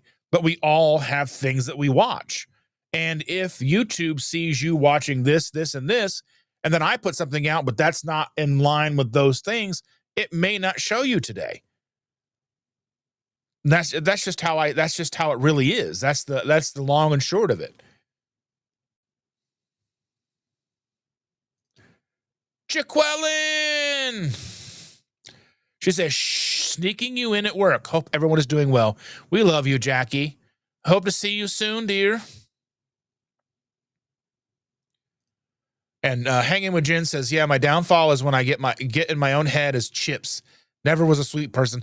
I'm not typically a sweets person. Most sweets don't really do it for me. But just chocolate candy, because you can just shovel it in. You can just dump it in and just eat it. And there's just something about that. But for me, it was always macaroni and cheese, corn dogs, pizza rolls, ramen noodles. It's always the cheapest, most overly processed, addictive foods on the planet that I've always really gravitated towards. And like, I've never really, even when I talk about alcohol, I never drank with dinner. I'd always get a drink after dinner. I never drank with my food. Like for me, like I would rather have chocolate milk. I could drink chocolate milk every day. I would love to drink chocolate milk every day, but milk and I aren't friends because it's too much sugar and all that stuff. So every once in a while, I love a chocolate keto chow because it tastes like chocolate milk, but I like it hot. So it's like a hot chocolate, but Cranky Carnivore Cutler's in the house. Unfortunately, The coping skills class is given when it's too late. It's called anger management. Yeah, I mean, realistically, I mean, it should start early. Like Chandra said, is we should be learning how to cope. We should be learning how to handle disappointment. We should be setting ourselves up. We should be setting ourselves up to understand that we are going to fail. And I know we kind of harp on the whole idea of participation trophies and giving out eighth place trophies and things like that, but that doesn't help us with coping skills. That teaches us that even if we fail, we still win, but in the wrong way. We should learn that we didn't win, somebody else was better than us. And if we truly want it, if we truly want it, we have to work harder. And it's such a strange thing to think of that these days, that is considered like a negative outlook on things. Like, you just have to work harder, but you're not always going to win. You could put in all the effort you have in your entire body and still not win. And that's okay. It's okay to not win every time. It's okay to just, I mean, if you enjoy the game, play the game. Does that mean you're going to go in the pros? No. But I mean, most kids who are playing soccer in third grade aren't going to go out to be professional soccer players because it's just not a thing in the United States right now. But you understand what I'm saying? Like t-ball and basketball and soccer, it gets kids out. It gets them motivated. It gets them moving. It gets them understanding, if they're taught correctly, that hard work can help you win. And but there's always the potential to lose. Somebody's always better. Somebody's always faster. And that's a learning experience, because life isn't always fun. Somebody posted in a story the other day, just be nice. It doesn't matter. Just always do your best to be kind. And it doesn't matter if their beliefs align with yours, if they're living a lifestyle you approve of. It doesn't matter. Be nice to them. It doesn't matter if they're mean to you. Be nice to them. It doesn't matter. We need more civility. We need being more, like, it doesn't matter who you are. To me, I don't care. Everybody here is welcome as long as you're not a complete jerkbag. To me, everybody here is welcome. I don't care who you love. I don't care what your religion is. I don't care what your diet is. I don't care how strict of carnivore you are, how lenient keto you are. I don't even care if you're Weight Watchers, or even if you're just curious about what we're doing, but you don't think you could ever give up bread or the standard American diet. Welcome. Come on in. Because we're talking about the real world here. This is real life.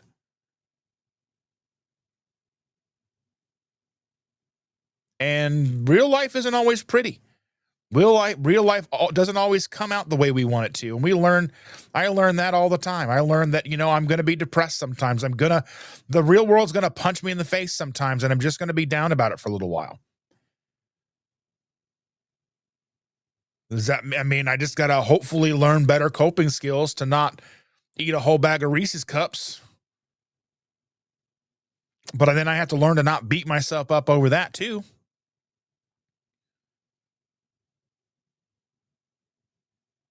We get to be so judgmental in our lives. We get so locked into who we think we are and who other people should be, that we forget to meet them where they are.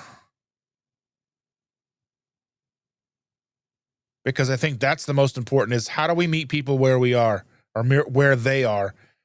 That's like, if someone's not carnivore enough, they're not keto enough, they're not vegan enough, they're not whatever enough, they're not religious enough, or they're not whatever enough. It doesn't matter. Meet them where they are. Because everybody's at a different point in their journey from us. Where I am, I've been doing keto since 2016, but today is someone's first day. And they're not going to have the same experiences as me. They're not going to have the same outlooks as me, the same opinions as me. They don't know as much as I do. So how remiss would I be if I judged them because, oh, it's your first day? Good luck. No, I'm here. Let's talk about it. Let's talk about your first day. What questions do you have? Because when I was starting out, there wasn't a lot of people there to answer questions for me. There were some, but not like there are now. But now there's a lot. So come in. I may not give you the answer you want.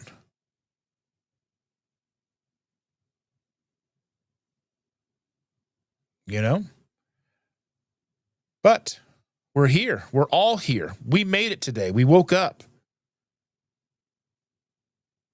Some of us are in mourning. Some of us have lost loved ones just this week. But we get up. We pick ourselves up. Sometimes we just need to mourn. Sometimes we just gotta give up for a day. Some days we just gotta call it quits for that day. Put your phone down, take a nap. Close the curtains, call it a day. Sometimes we just have to. But tomorrow is a new day, and we get up and we do it all over again.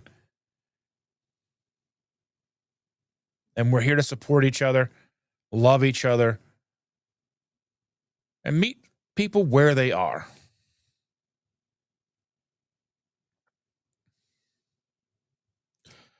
And Amy says, I think it's in a general sense we need to learn that we are not going to agree with everyone on everything, and then learn how to discuss things. I'll be the first to admit some of the creators have said things about the keto carnivore I don't agree with, but I thought that that's their opinion and move on. Yeah, I think I don't agree with every creator because their life experience is different from mine. People look at things differently. And I push back on some too. I push back on Dr. Barry. I'm not, I look up to Dr. Barry, but it doesn't mean he's always right. I paid him money to take his class, so I obviously respect the man. But it doesn't mean I think everything he says is 100% accurate or it may not be the right way to say it, in my opinion. But I make my opinion known as respectful as I can. And I want people to do the same for me. Let me know when I'm off track. Let me know when I'm out of pocket.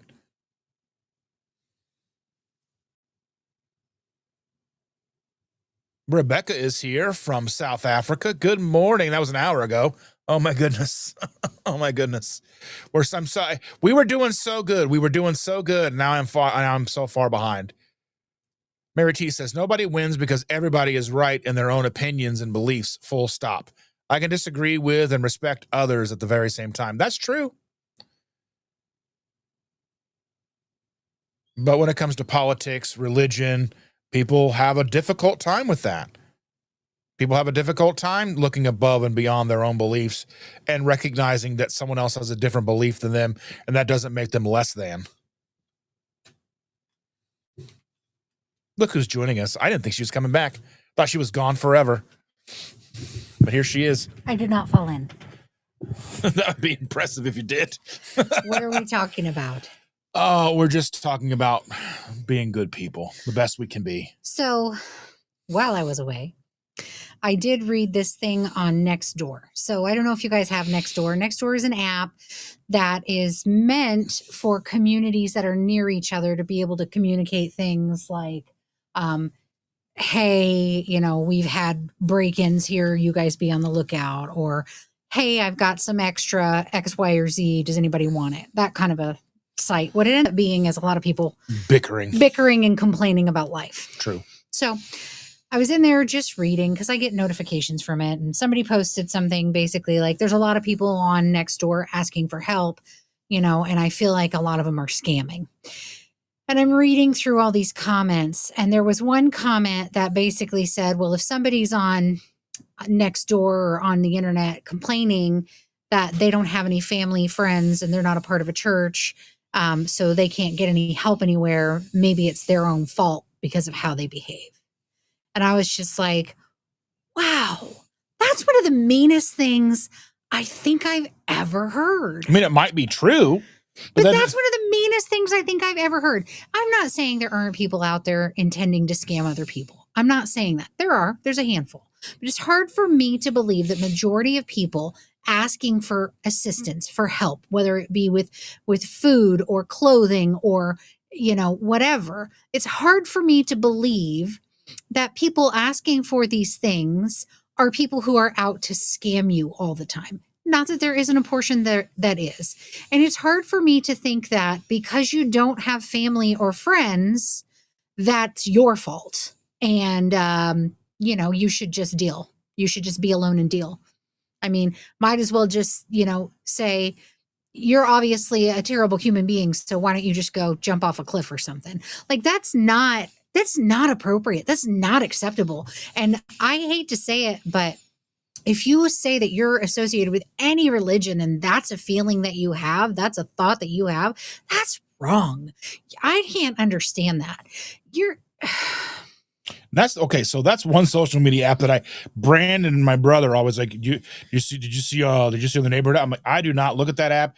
That's a cesspool negative. I look at it because there is a band of thieves that hits the neighborhoods near us, and they do break into cars. So when they're near the neighborhoods near us, but they're opportunistic. They don't necessarily break into the cars. They'll try to open whatever doors will open. Yeah. So when they're in the neighborhoods near us, I remind everybody in the family, make sure your cars are locked. Make sure you don't have anything valuable in your car. Our son's car doesn't lock anyway, so I'm just like, just don't leave your keys in your car, man, because you're going to need that car. Or your debit card laying outside the car. Right. Anything like that. Just keep an eye on your junk. I mean, shoot, if somebody breaks into your car and they want to clean it, cool. But otherwise, no. So but I just was reading that and I just thought that is one of the worst outlooks I've ever heard. I can't imagine looking at somebody and going, wow, you're destitute in your situation. You got yourself there. Good luck getting yourself out. Peace. I'm out. I could never do that. Well, that's like, never do that. That's like what we talk about is we talk about how it doesn't matter what it is, but there's always a group of people that are like, well, I had to deal with this, so you should have to deal with it too. Why? Yeah. It doesn't matter what it is, whether it doesn't matter what it is, honestly. Isn't it goal to make the next people's lives easy? Like, we went through the hard stuff so you can have it easier. Yeah. Isn't that the way that it's supposed to be? Isn't that the way society works? Not even the next generation. Like, I've lived through some really hard times. I've had some really bad things happen in my life.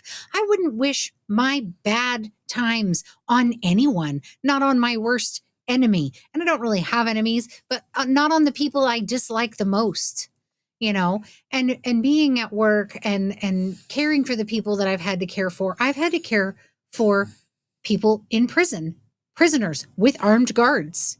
Like, I've done that. I've taken care of people who are just mean and spiteful and throw things at you.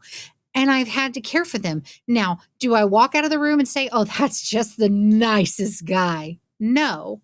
May I walk out of the room, walk to the nurse's station and say, boy, that guy's a real bleep, bleep, bleepity, bleep, bleep, bleep, bleep, bleep, bleep, bleep, bleep, bleep, bleep, bleep. Yeah. Does it color what happens when I walk back into that room? No, because my job is to care for them.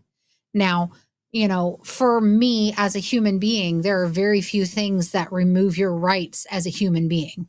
The only thing I can think of that would remove your rights as a human being is hurting somebody who is unable to defend themselves. But even then, you still have to care for them. Even then, I still have to care for them, and I still treat them as human. Now, I don't believe that just because you're a jerk or just because you might have gotten in a fight with your family, or you even maybe removed yourself from a situation that was bad for you mentally or in other ways, and now you're alone, that you just deserve that. You deserve that. Or you deserve worse because I had to deal with worse. That is a terrible outlook. We're all people. Can we not treat each other with some respect and some dignity? Can we not believe that there is the best in others? Can we not try to see that people are just peopling and people are gonna people? Like, okay, and you know what? There are days when I don't have coffee and I'm a real jerk. Does that mean I deserve to go play in traffic? Probably not. Does that mean I probably need a nap and a cookie? Yeah, it does. But, I don't think that people should be wishing bad things on me because I have a bad day and I'm maybe not the nicest person in the world. I don't think that you should be wishing bad things onto people because, oh, I had it rough, or, well, they must have got themselves in this situation. Okay, yeah, they probably did. But Jesus wants a tiny home with a living room, kitchen, and one burner stove and a bathroom and no one else around. I need a house where I can be and not smell all your farts. You're never going to have that house, because wherever you are, I'm coming to you and I'm farting on you. But I think the thing is that empathy is a skill that we all have. We just need to utilize it. And that doesn't mean that you have to bend over backwards for somebody you don't like, but it does mean understanding where they are and where they're coming from and doing your best not to impose more harm to them. Even if that means just backing away and staying out of it, that's okay. You can do that. Good morning, Maritza. Thank you for joining us. Yes, thank you, dear, for being here. I know I had cut out for a hot minute. That's all right. I'm probably not going to stay horribly much longer because I do have work. I'm trying to get through this stuff here. Okay. Let's see. Amy says, yeah, Dustin, the activity in the week's module has a partner, so let's work this in your Zoom issue. I thought we saw that one. Maybe it's coming up again. I don't know. Andy says, we're funny. You were texting me. That's right. Let's see. Y'all are making me hungry. I am going to need to eat those eggs eventually. And Mary T says, it's all good or bad. The closest Costco to me is 2.5 hour drive. Maybe a good thing. I mean, realistically, we've got like our closest, 15, 20 minutes away. Yeah. And then we've got them they're almost all about 35 minutes away from us, except for one. Almost all near a Goodwill.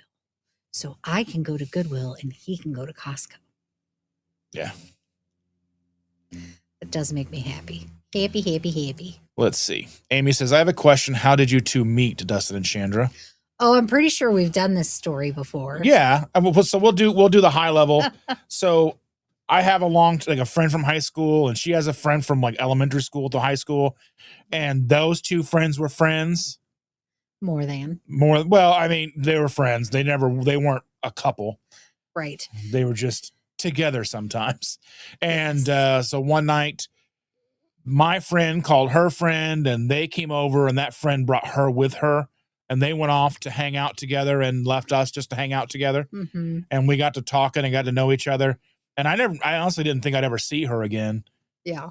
And then she called me 2 weeks later, and I was like, and then you thought I was a pretty boy. That's weird to me. You are a pretty boy. Look at him. Isn't he pretty? She is blind. Miss Magoo over here. He is a pretty boy. He really is. You are pretty. Mm-hmm. If I'd have met you as a teenager, you would have been a pretty boy. Yeah, I was not pretty then. Yeah, you were. I've seen pictures. Yeah. You're a pretty boy. Anywho. Oh, the other thing I saw on that Nextdoor app was that they were talking about how office in the front, warehouse in the back. That's a mullet. I love it. Yes, we want a mullet building one day. Yes. So they were talking about, oh, don't give your stuff away to resellers because blah, blah, blah, blah, blah. And I thought, well, that's a ridiculous concept. You give your stuff to Goodwill or to Salvation Army or to the church rummage sale, whatever, in hopes that your items are going to be utilized by people who need them, right?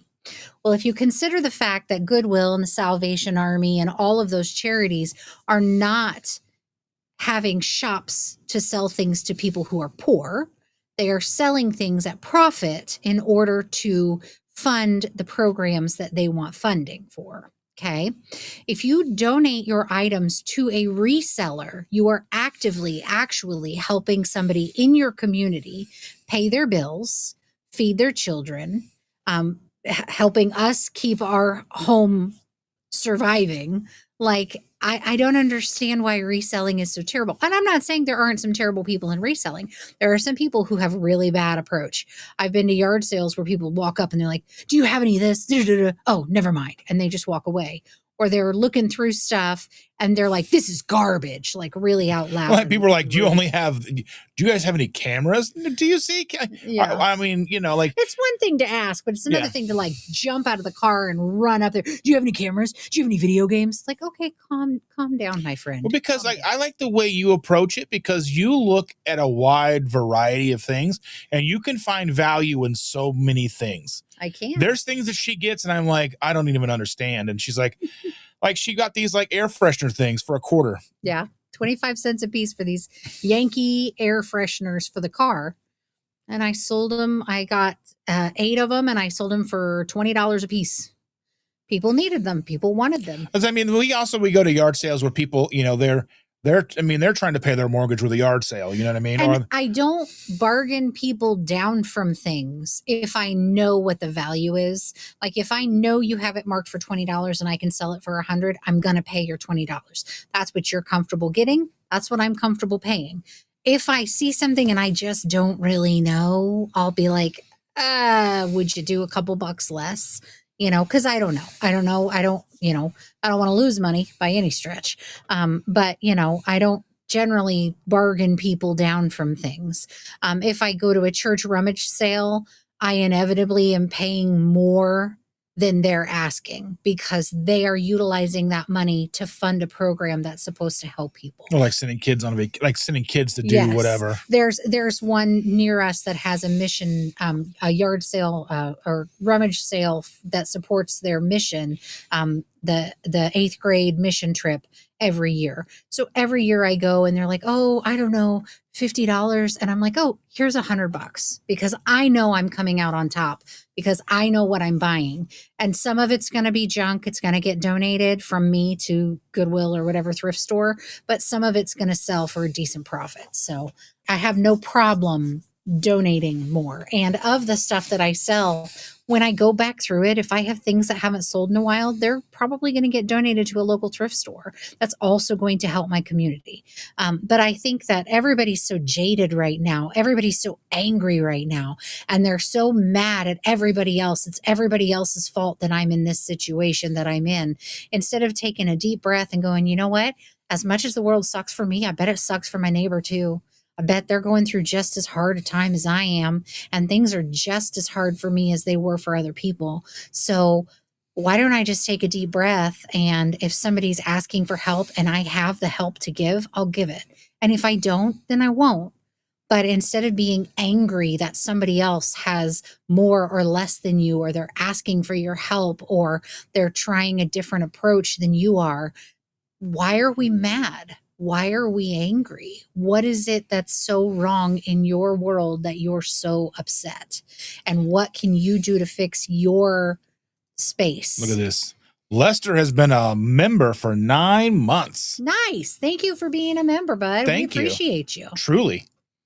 But yeah, I feel like, again, places like the Nextdoor app are cesspools for just anger and hate and spew.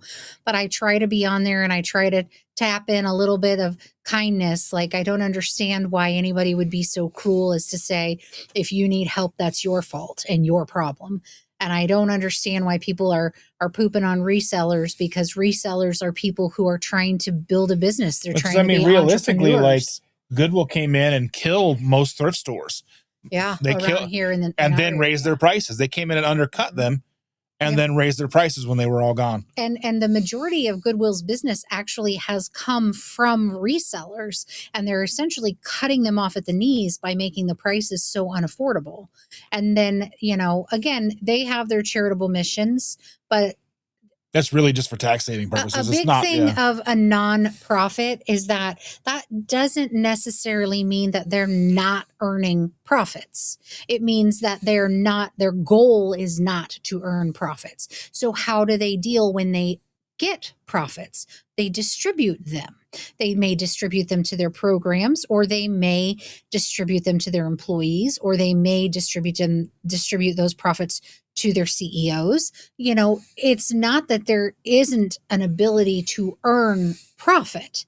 They earn profit. They utilize that profit in the ways that they see fit. A nonprofit organization is not, I don't know how to describe it. their goal is not to seek profit. They receive certain tax breaks for not receiving profit, but that doesn't mean that their CEOs don't get paid. Oh, yeah. That doesn't mean that their employees don't get paid. That doesn't mean that they don't open a new store because they don't have the money to do so. They have the profit. They have the ability to open a new store. So it doesn't mean that they're not earning profits. It just means that they're not being traded on Wall Street. They're not utilizing those profits to continue to put it in investors' pockets. That's the difference. So Marisa says, the past couple of months I have been struggling with meals because since my injuries and others have been cooking for me. Well, I'm glad there's people who've been cooking for you, and I hope you're getting better, dear. Yeah, we hope you're getting better. And it does take a village. And Jesus is like, yeah, true. For one burger meal, you can go to Walmart and get 12 beef patties for the same price, one meal or 6 meals. Yeah. Or I mean, for me, that's 3 meals, but because they're $4 a pound. Yeah. Let's see. I also have a hard time driving from the grandbaby's house. The drive passes a lot of food that I used to eat and would live. Used to live after a long day with her. I'm exhausted after a day. Yeah, and I mean, realistically, I think finding something like, you know, I mean, going to Qdoba, you can find things at Qdoba. You can find things at burger patties from just about any of the burger places, but it's not affordable. It's not the best quality, really. Yeah. But I mean, you know, if that sustains you and like dropping into Qdoba or what's the other one? Chipotle or whatever, just dropping in and getting something like that. Something to at least tide you over, or stopping at the gas station and getting like beef jerky, which isn't the cleanest. No. And you're going to empty your wallet doing that. But that's true. I mean, but when we travel, we try to prepare by going to Walmart first, getting beef jerky, getting nuts, getting things that are portable to snack on. That way we don't feel like we have to stop unless it's like meal, you know. And Lester says that I feel you guys, struggle has been real. After my diabetes exacerbated into congestive heart failure and dietitians speaking out of both sides of their mouths, I finally put my foot down. Yeah. Yeah, the problem is doctors and dietitians are working with the knowledge that they have. Yes, and that's not very much. It's the problem with nutrition science is that a majority of the studies utilized are based on self-reporting, and they are not actual food studies where people have been deprived X, Y, or Z, because those types of studies are not ethical. You would have to keep somebody in an enclosed environment and control everything that goes into and out of them. Those are not ethical. It's like The Biggest Loser. That may have been a show that people signed up for and they were okay with, but that was not an ethical situation to utilize for research purposes. Research has these large ethical committees that need to sign off on what you're agreeing to. And in order for those types of studies to be done, you'd to be accurate, you wouldn't have self-reporting. There would be an enclosed environment where X food was removed from the situation, and then we saw what happened. But it's unreasonable and it's unethical at this point. Rick from Twin Brook Acres is in the house. Greetings all. Thank you for being here. Thank you for joining us. And Bride's Biscuit is talking about 80-20 ground beef is not only comparable to ribeye, in some ways it's more nutritious. Yeah. So realistically, I eat different than her because I make sure she has whatever she needs.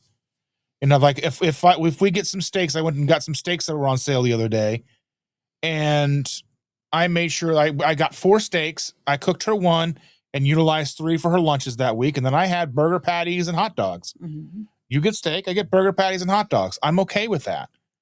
I don't mind burger patties. I won't eat a hot dog. But you won't eat the frozen burger patties. I don't like the frozen burger patties. I like them a lot, and they're easier. I don't. And I don't have to patty them out. They'll just throw them in the thing frozen. I don't. I would rather take a tube of ground beef and just eat the crumbles, like cook it up and eat the crumbles. I just don't like the frozen ones. The texture bothers me. Jesus has been eating chicken leg quarters for the price. Yeah, I mean, if I can get, I would rather buy, like I try to get, like right now Walmart has chicken thighs for $1.59 a pound.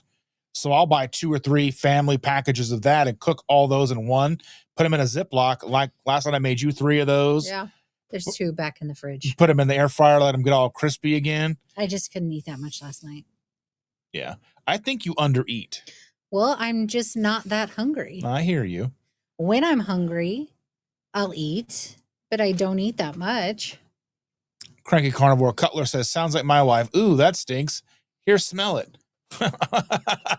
No, thanks. I believe you. Yeah, we do that. Let's see. I'm not friends with Chris, but I did send Miriam a message, and she said she would look into it. Good. Yeah. Oh.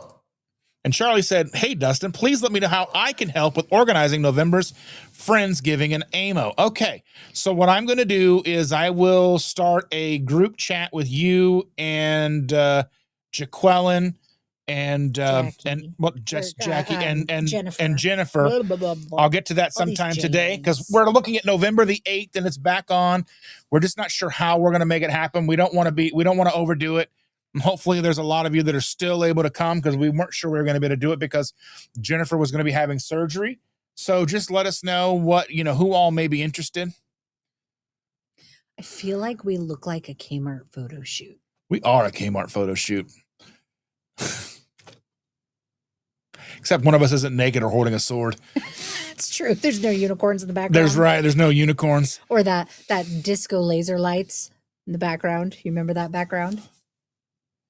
So so Risa says, Dustin, I want my hubby to be like you. He says, it's my domain, not his. It is both. Load the dishwasher. I will run it and empty it. Well, I realistically, I don't mind. It's I want the help. I just want the kids to not leave me 2.5 sinkfuls of dishes every night. That's obsessive. Yeah. Why are all the forks dirty every day? Why are all the forks dirty every day? We're down a lot of forks. I get it. Notice that? Yeah. We're down to 5 forks. Where we have I don't know what they're doing. We have 12 forks. Are they eating the forks? I think the girl has been throwing them away. I don't understand. Where are they going? We have a lot of spoons. We do have a lot of spoons. Well, I'm a little bit of a spoon snob. I have specific spoons I will use. And other spoons I will not touch. I don't like the big round spoons. I will like a little spoon. Not a baby spoon, just a little teaspoon. I don't need a giant spoon. I like big spoons. Yeah. You like to be. I like to be little spoon. Yes, I get to be big spoon. I prefer little spoons. I have a dainty little mouth, even though it's quite loud. All right, silver spoons. Come on.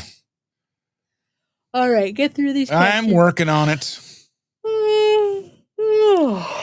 For me, I don't know. To me, In-N-Out just such a rare treat. I don't really care. I know you're talking about seeing their ingredient listing. I get it every 5 or 6 years. Yeah. Whenever we go to Colorado or I make it down to Texas, I don't go to California. I've been to California once, but I've been to Colorado. If I'm in Nevada, if we go to Vegas or something, we'll go. Last time we went to Vegas. I like Vegas. I know, which means it's difficult for me to go because if you don't want to go, we can't go. I would rather go to Disney than Vegas, but I have a sister in Colorado, so every couple of years we go there, and then we switch that out between going to Colorado or going to the ocean. And we ask the girl, do you want to go see mountains or do you want to go to the beach? And this year she picked beach, so we're working on getting to the beach in October. If we get to. I'm trying really hard. I know. I'm working really hard to have the money to get us there. It's just so far not panned out. So it'll happen. It's going to be a lot of work. We'll get us there. Yeah, Mary T says, my hubby started watching YouTube on my account. Just make him his own account and have him switch it. Our granddaughter knows when she comes in, she changes the account to an account that shows up with the stuff that she wants to watch. She likes funny animal videos and those obnoxious kid YouTube channels that are just so obnoxious and so unrealistic. Mm-hmm. They're we're going to build a McDonald's in our house today. And it's they put up a McDonald's poster, then have a soda fountain or something. It's it's welcome to our McDonald's. No. Yeah. And they're adults doing this. I know. It's very weird. Well, yeah, you think everything's weird. It is weird. It takes an adult to make a channel anyway. You can do it as a kid, but weird. Still. It's just. Yeah, it's money.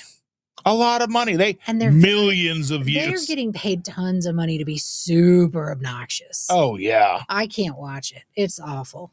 But anyway, she puts it on and I come in and change the channel. Oh, yeah. All right. Hustle. I'm working on it. Let's see. Yeah, chocolate milk, Nestle Quick. I had a shoulder injury before keto, gained 40 pounds, and then couch drinking. Yeah, and it's just delicious. There we go. Helen's in the house. Hello, Helen. And she says, if people need support, we support them 1,000%. It's a community. It might be just, hey, go to their channel. I mean, it doesn't have to be monetary. It doesn't have to be in person. It can be just moral support. Thank you for being here. All that, it doesn't have to be super a lot. It's just, let's see. She says, far too many people have opinions on what we eat. I get people judging me on the way I look, on the way I cook things. I don't care. Yeah. It's so interesting to me that everybody feels that their opinion is necessary to be voiced. I don't get that. I mean, I'm sure I'm the same way. I voice my opinion all the time. Buddy! But why on earth? This is Dan. We love Dan. His name is Dan. His name is Dan. But again, if your opinion is not asked for, a lot of people don't want to hear it. I mean, but everybody in the world nowadays feels like it's their right and their right, and it makes sense for them to voice their opinion. Cranky Carnivore says, in my opinion, always be kind and to hell with nice. Well, cranky sums you up. I don't know. I'm overly nice. And maybe I don't understand the definition of nice. Maybe I'm using the words wrong.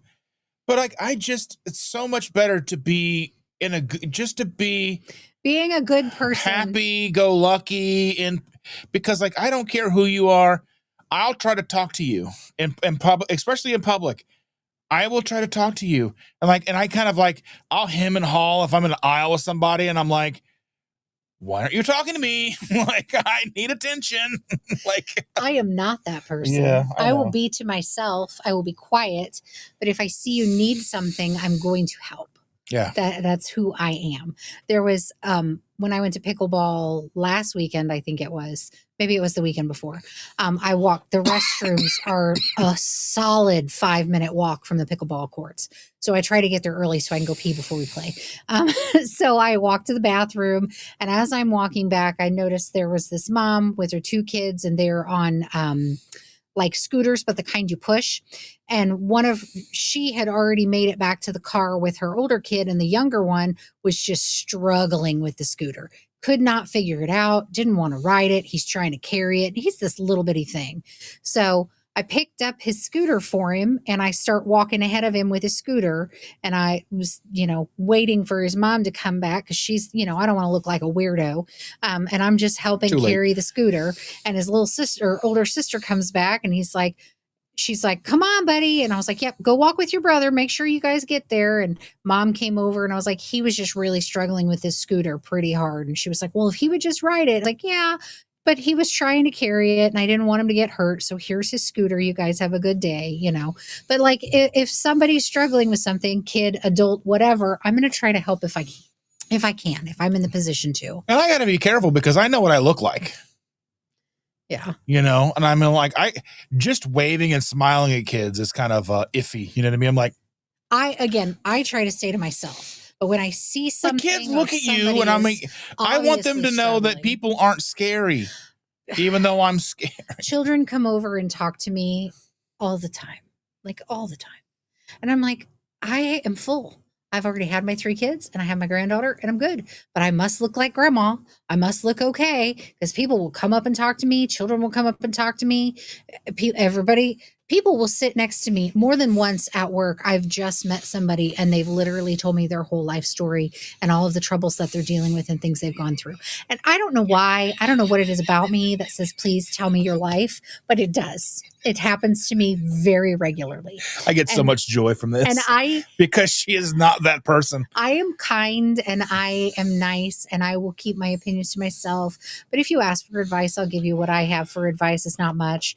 But for whatever reason, people see me and they go, she's safe. She's somebody I can talk to. She's somebody I can tell everything to. And I get to hear things a lot. So I try to stay to myself, but people come to me. I don't know. I think I'm just deep down, I'm a nice person or something. Yeah. I don't know why. But being kind costs 0. It costs zero to you as a human. And so Helen says something here. She says, always be kind, but some people expect others to help them and get out of the situation they're in without trying themselves. And some people just don't know where to begin. Yeah. And we don't know what they don't know. And I mean, think of just think about what you didn't know when you didn't know it. And, did you have someone help you? Is it better to help someone even if they're not necessarily willing to help themselves? Well, and I think sometimes you can help somebody without giving them things. Yes. You can help somebody by just acknowledging their existence. Some people just need that. Some people just need hey, I'm glad you're here. I appreciate that you're alive. All I can tell you is sometimes all you can do is give people some advice. Hey, I've been where you're at. Mm-hmm. It's hard. It seems impossible, but I would recommend doing X, Y, Z. Mm-hmm. It's not easy. It's going to take work. It's going to take a year to get to where you need to be, whatever it is. Yeah. Just like when it comes to this way of eating and our community, because people come in and people do want the easy way out. And I'm thinking, the easiest way out is frozen burger patties and scrambled eggs. Yeah. Maybe put some bacon in the oven, fold it in half, put it in the oven. You don't have to stand at the stove and cook it all for 20 minutes. Yeah. Put it in the oven for half an hour.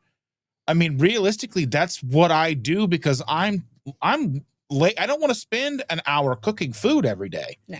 And I try to do those waffles and make 16 of those, and that still takes me like 45 minutes to an hour. But then it's good for a couple of days. Then it's good for a week. Yeah. But sometimes people also just need an acknowledgement of their feelings. Yeah. I find that a lot, specifically at work, where somebody's having something big they're going through and they're crying and they're like, I'm so sorry. No, you're allowed to cry. I acknowledge this. You are okay. This is a big situation that you're in, and you're allowed to have these feelings, and your feelings are not wrong. A lot of people feel that they shouldn't have feelings and they shouldn't be upset about whatever it is in their life. And just acknowledging that, you know what, it's okay. You can feel that way, and that's all right. That really can help people. And again, a lot of people don't want to hear advice. A lot of people don't want you to give them things, or they only want you to help them by giving them things, or they only want your advice, or you give them advice 20 different times and they don't listen to it. But those are the exceptions, not the rule. Yeah. And I mean, we've been downtown before, not you and I, but I've been downtown before where like we had gotten extra food, like an extra steak somehow, like the initial steak was sent out not cooked right, and they're like, we'll go ahead and eat it anyway, and here's another one. They brought it to go in a to-go bag, and we go out and there's a person sleeping or sitting on the ground next to the restaurant. You hand them this bag, hey, here's a steak, and they get mad like, hey, I wanted money. Well, this is what I've got, and I mean that's what I have. I'm not going to be a jerk and take it back. Here, I hope you have this food, and I hope it helps you. Even if it's not what they want, but still, like, I don't know. I just, and Amy says she needs an emotional support bunny like Dan. Dan is a wonder. So this is our zombie axolotl. He's a new member of the family. Yes. We are a stuffed animal family. We love stuffies. I don't know what his name is yet. I don't know if he has a name yet. I know. We need to give him maybe his name is Charles. It could be Charles. Charles. We'll see. I don't know if I'll remember that. And then I've also got Water Malone back here. It took me forever to get him to get her. This is Water Malone. Water Malone. She's related to Post Malone. Are they cousins? The girl brought this and she goes, you need to, she just came here and put it right here. You can't really see it very good, but you can sort of see it. It's going to not sit where I want it to. It's going to fall over, but there we go. Water Malone's back there, keeping an eye on things. She's right behind your nugget. Yep. Joe Sleep is in the house. Hey, Dustin, lovely to see you both. Hey, everybody. Oh, I like your picture. That's cute. That is really cute. We would have one of those too. I think she's also in the UK. So there's a growing movement in the UK, and because we've got Joe is in the UK, and then Helen's in Wales. So we've got Dan has a very squishy butt and belly. He looks like he would be kind of like a stiff stuffed animal because he's all sparkly, but he's actually very squishy. like a squishmallow type of squishy. Anyway, sorry, continue. Go. Cranky Carnivore says, weird, your doll creeps me out, and I like clowns. Nobody likes clowns. Nobody likes except clowns. Clowns are creepy. Yeah. Hey, Zeus said, I dwindled down my belongings to a duffel bag and backpack. I only own the clothes I wear daily, which is sad and liberating at the same time. I just got rid of a whole bunch of clothes, and I've got basically all my clothes fit into 3 hampers. Yeah. And I have some stuff hanging in the closet, but that's not a whole lot. Just some shirts. No. Like 20 shirts in there. That's still a lot of stuff. You know, I don't want to hear it from you, Miss 38 Dresses. I do have a lot of stuff. I do, and I know I do. 38 dresses, 400 hoodies. She's wearing 6 of them right now. I'm wearing 1 hoodie right 6. now. Mm-hmm. 1. I do have an affinity for hoodies and dresses with crazy prints. We're getting close here. Patricia Hoffman is here. Thank you for joining us. Let's see. Amy says, I need a nap and a cookie. Right? Yeah. Oh, my goodness. Carrie's in the house. Hey, Carrie. Says, Chandra, we're hunting wabbits. And I found one. Yep. This is Dan. This is Dan. He says hi. Helen likes frozen patties. See, Helen gets it. I don't like them. I don't know why. The texture's off. I'm just not a fan. Yeah, for me, people like the chicken leg quarters are harder to cook. Yeah, we just get the bone-in skin on thighs. Yep. Much easier. I can fit a whole family pack into one thing of lard-filled deliciousness and make them super crispy. Yeah. They're so good. Oh. Let's see. Risa says, our Walmart doesn't sell bone-in skin on chicken thighs, just the Purdue brand.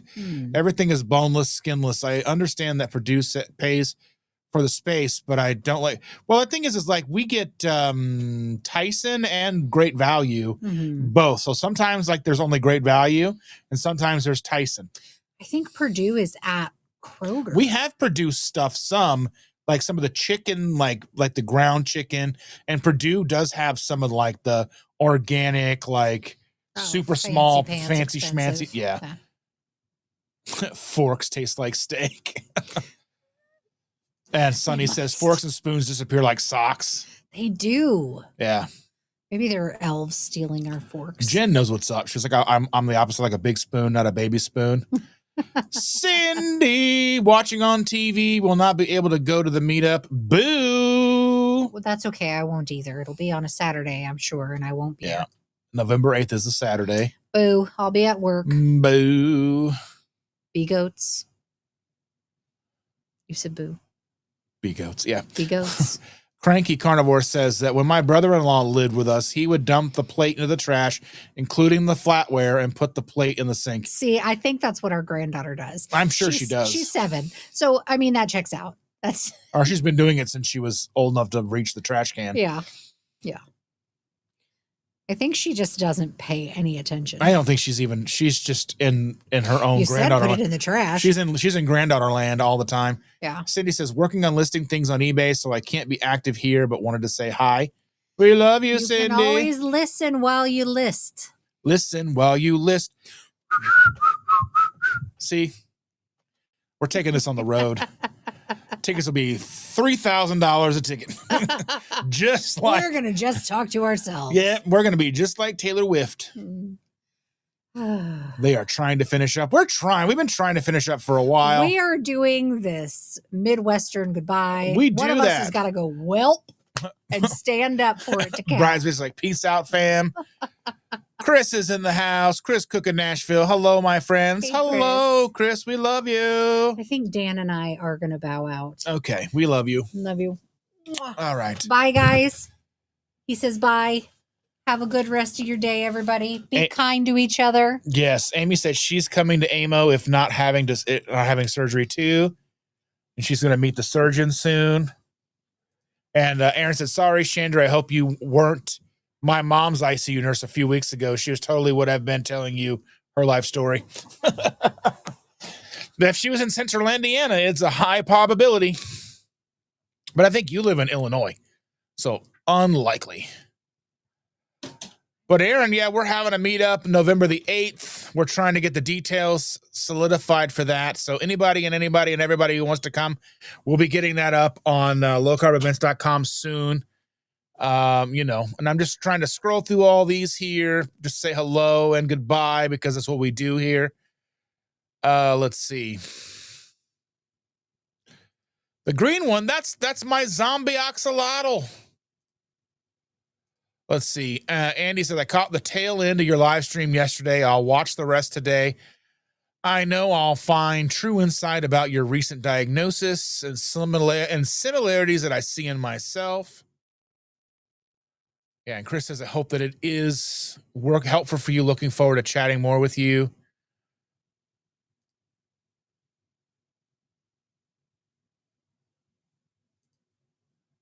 Let's see. Joe Sleep says, let me make you both a knitted postcard for my community scrapbooks. Okay, that'd be awesome. I would love that. I love little knitted things. That's so cool. And Amy's right. She says, Chris, it's so important to share because from the outside, people do not realize what others are dealing with because it's not obvious when looking at someone. Thank you for sharing. Yeah, I just think that, I think that there's so much going on in everyday life and we're so wrapped up in our own lives, to be honest. I mean, because we have so much going on. So it stands to reason. So, it's hard for us to understand what someone else is going through. Well, we're not living in their shoes. We're not living in their house. And we're kind of blindsided by our own lives a lot. So Helen says, sugar is a drug I love but can't control. Yeah, 100%. Carrie said, I took the chicken dimes, not the quarters. Yes. Risa says, I too make my own patties. I prep them and freeze them.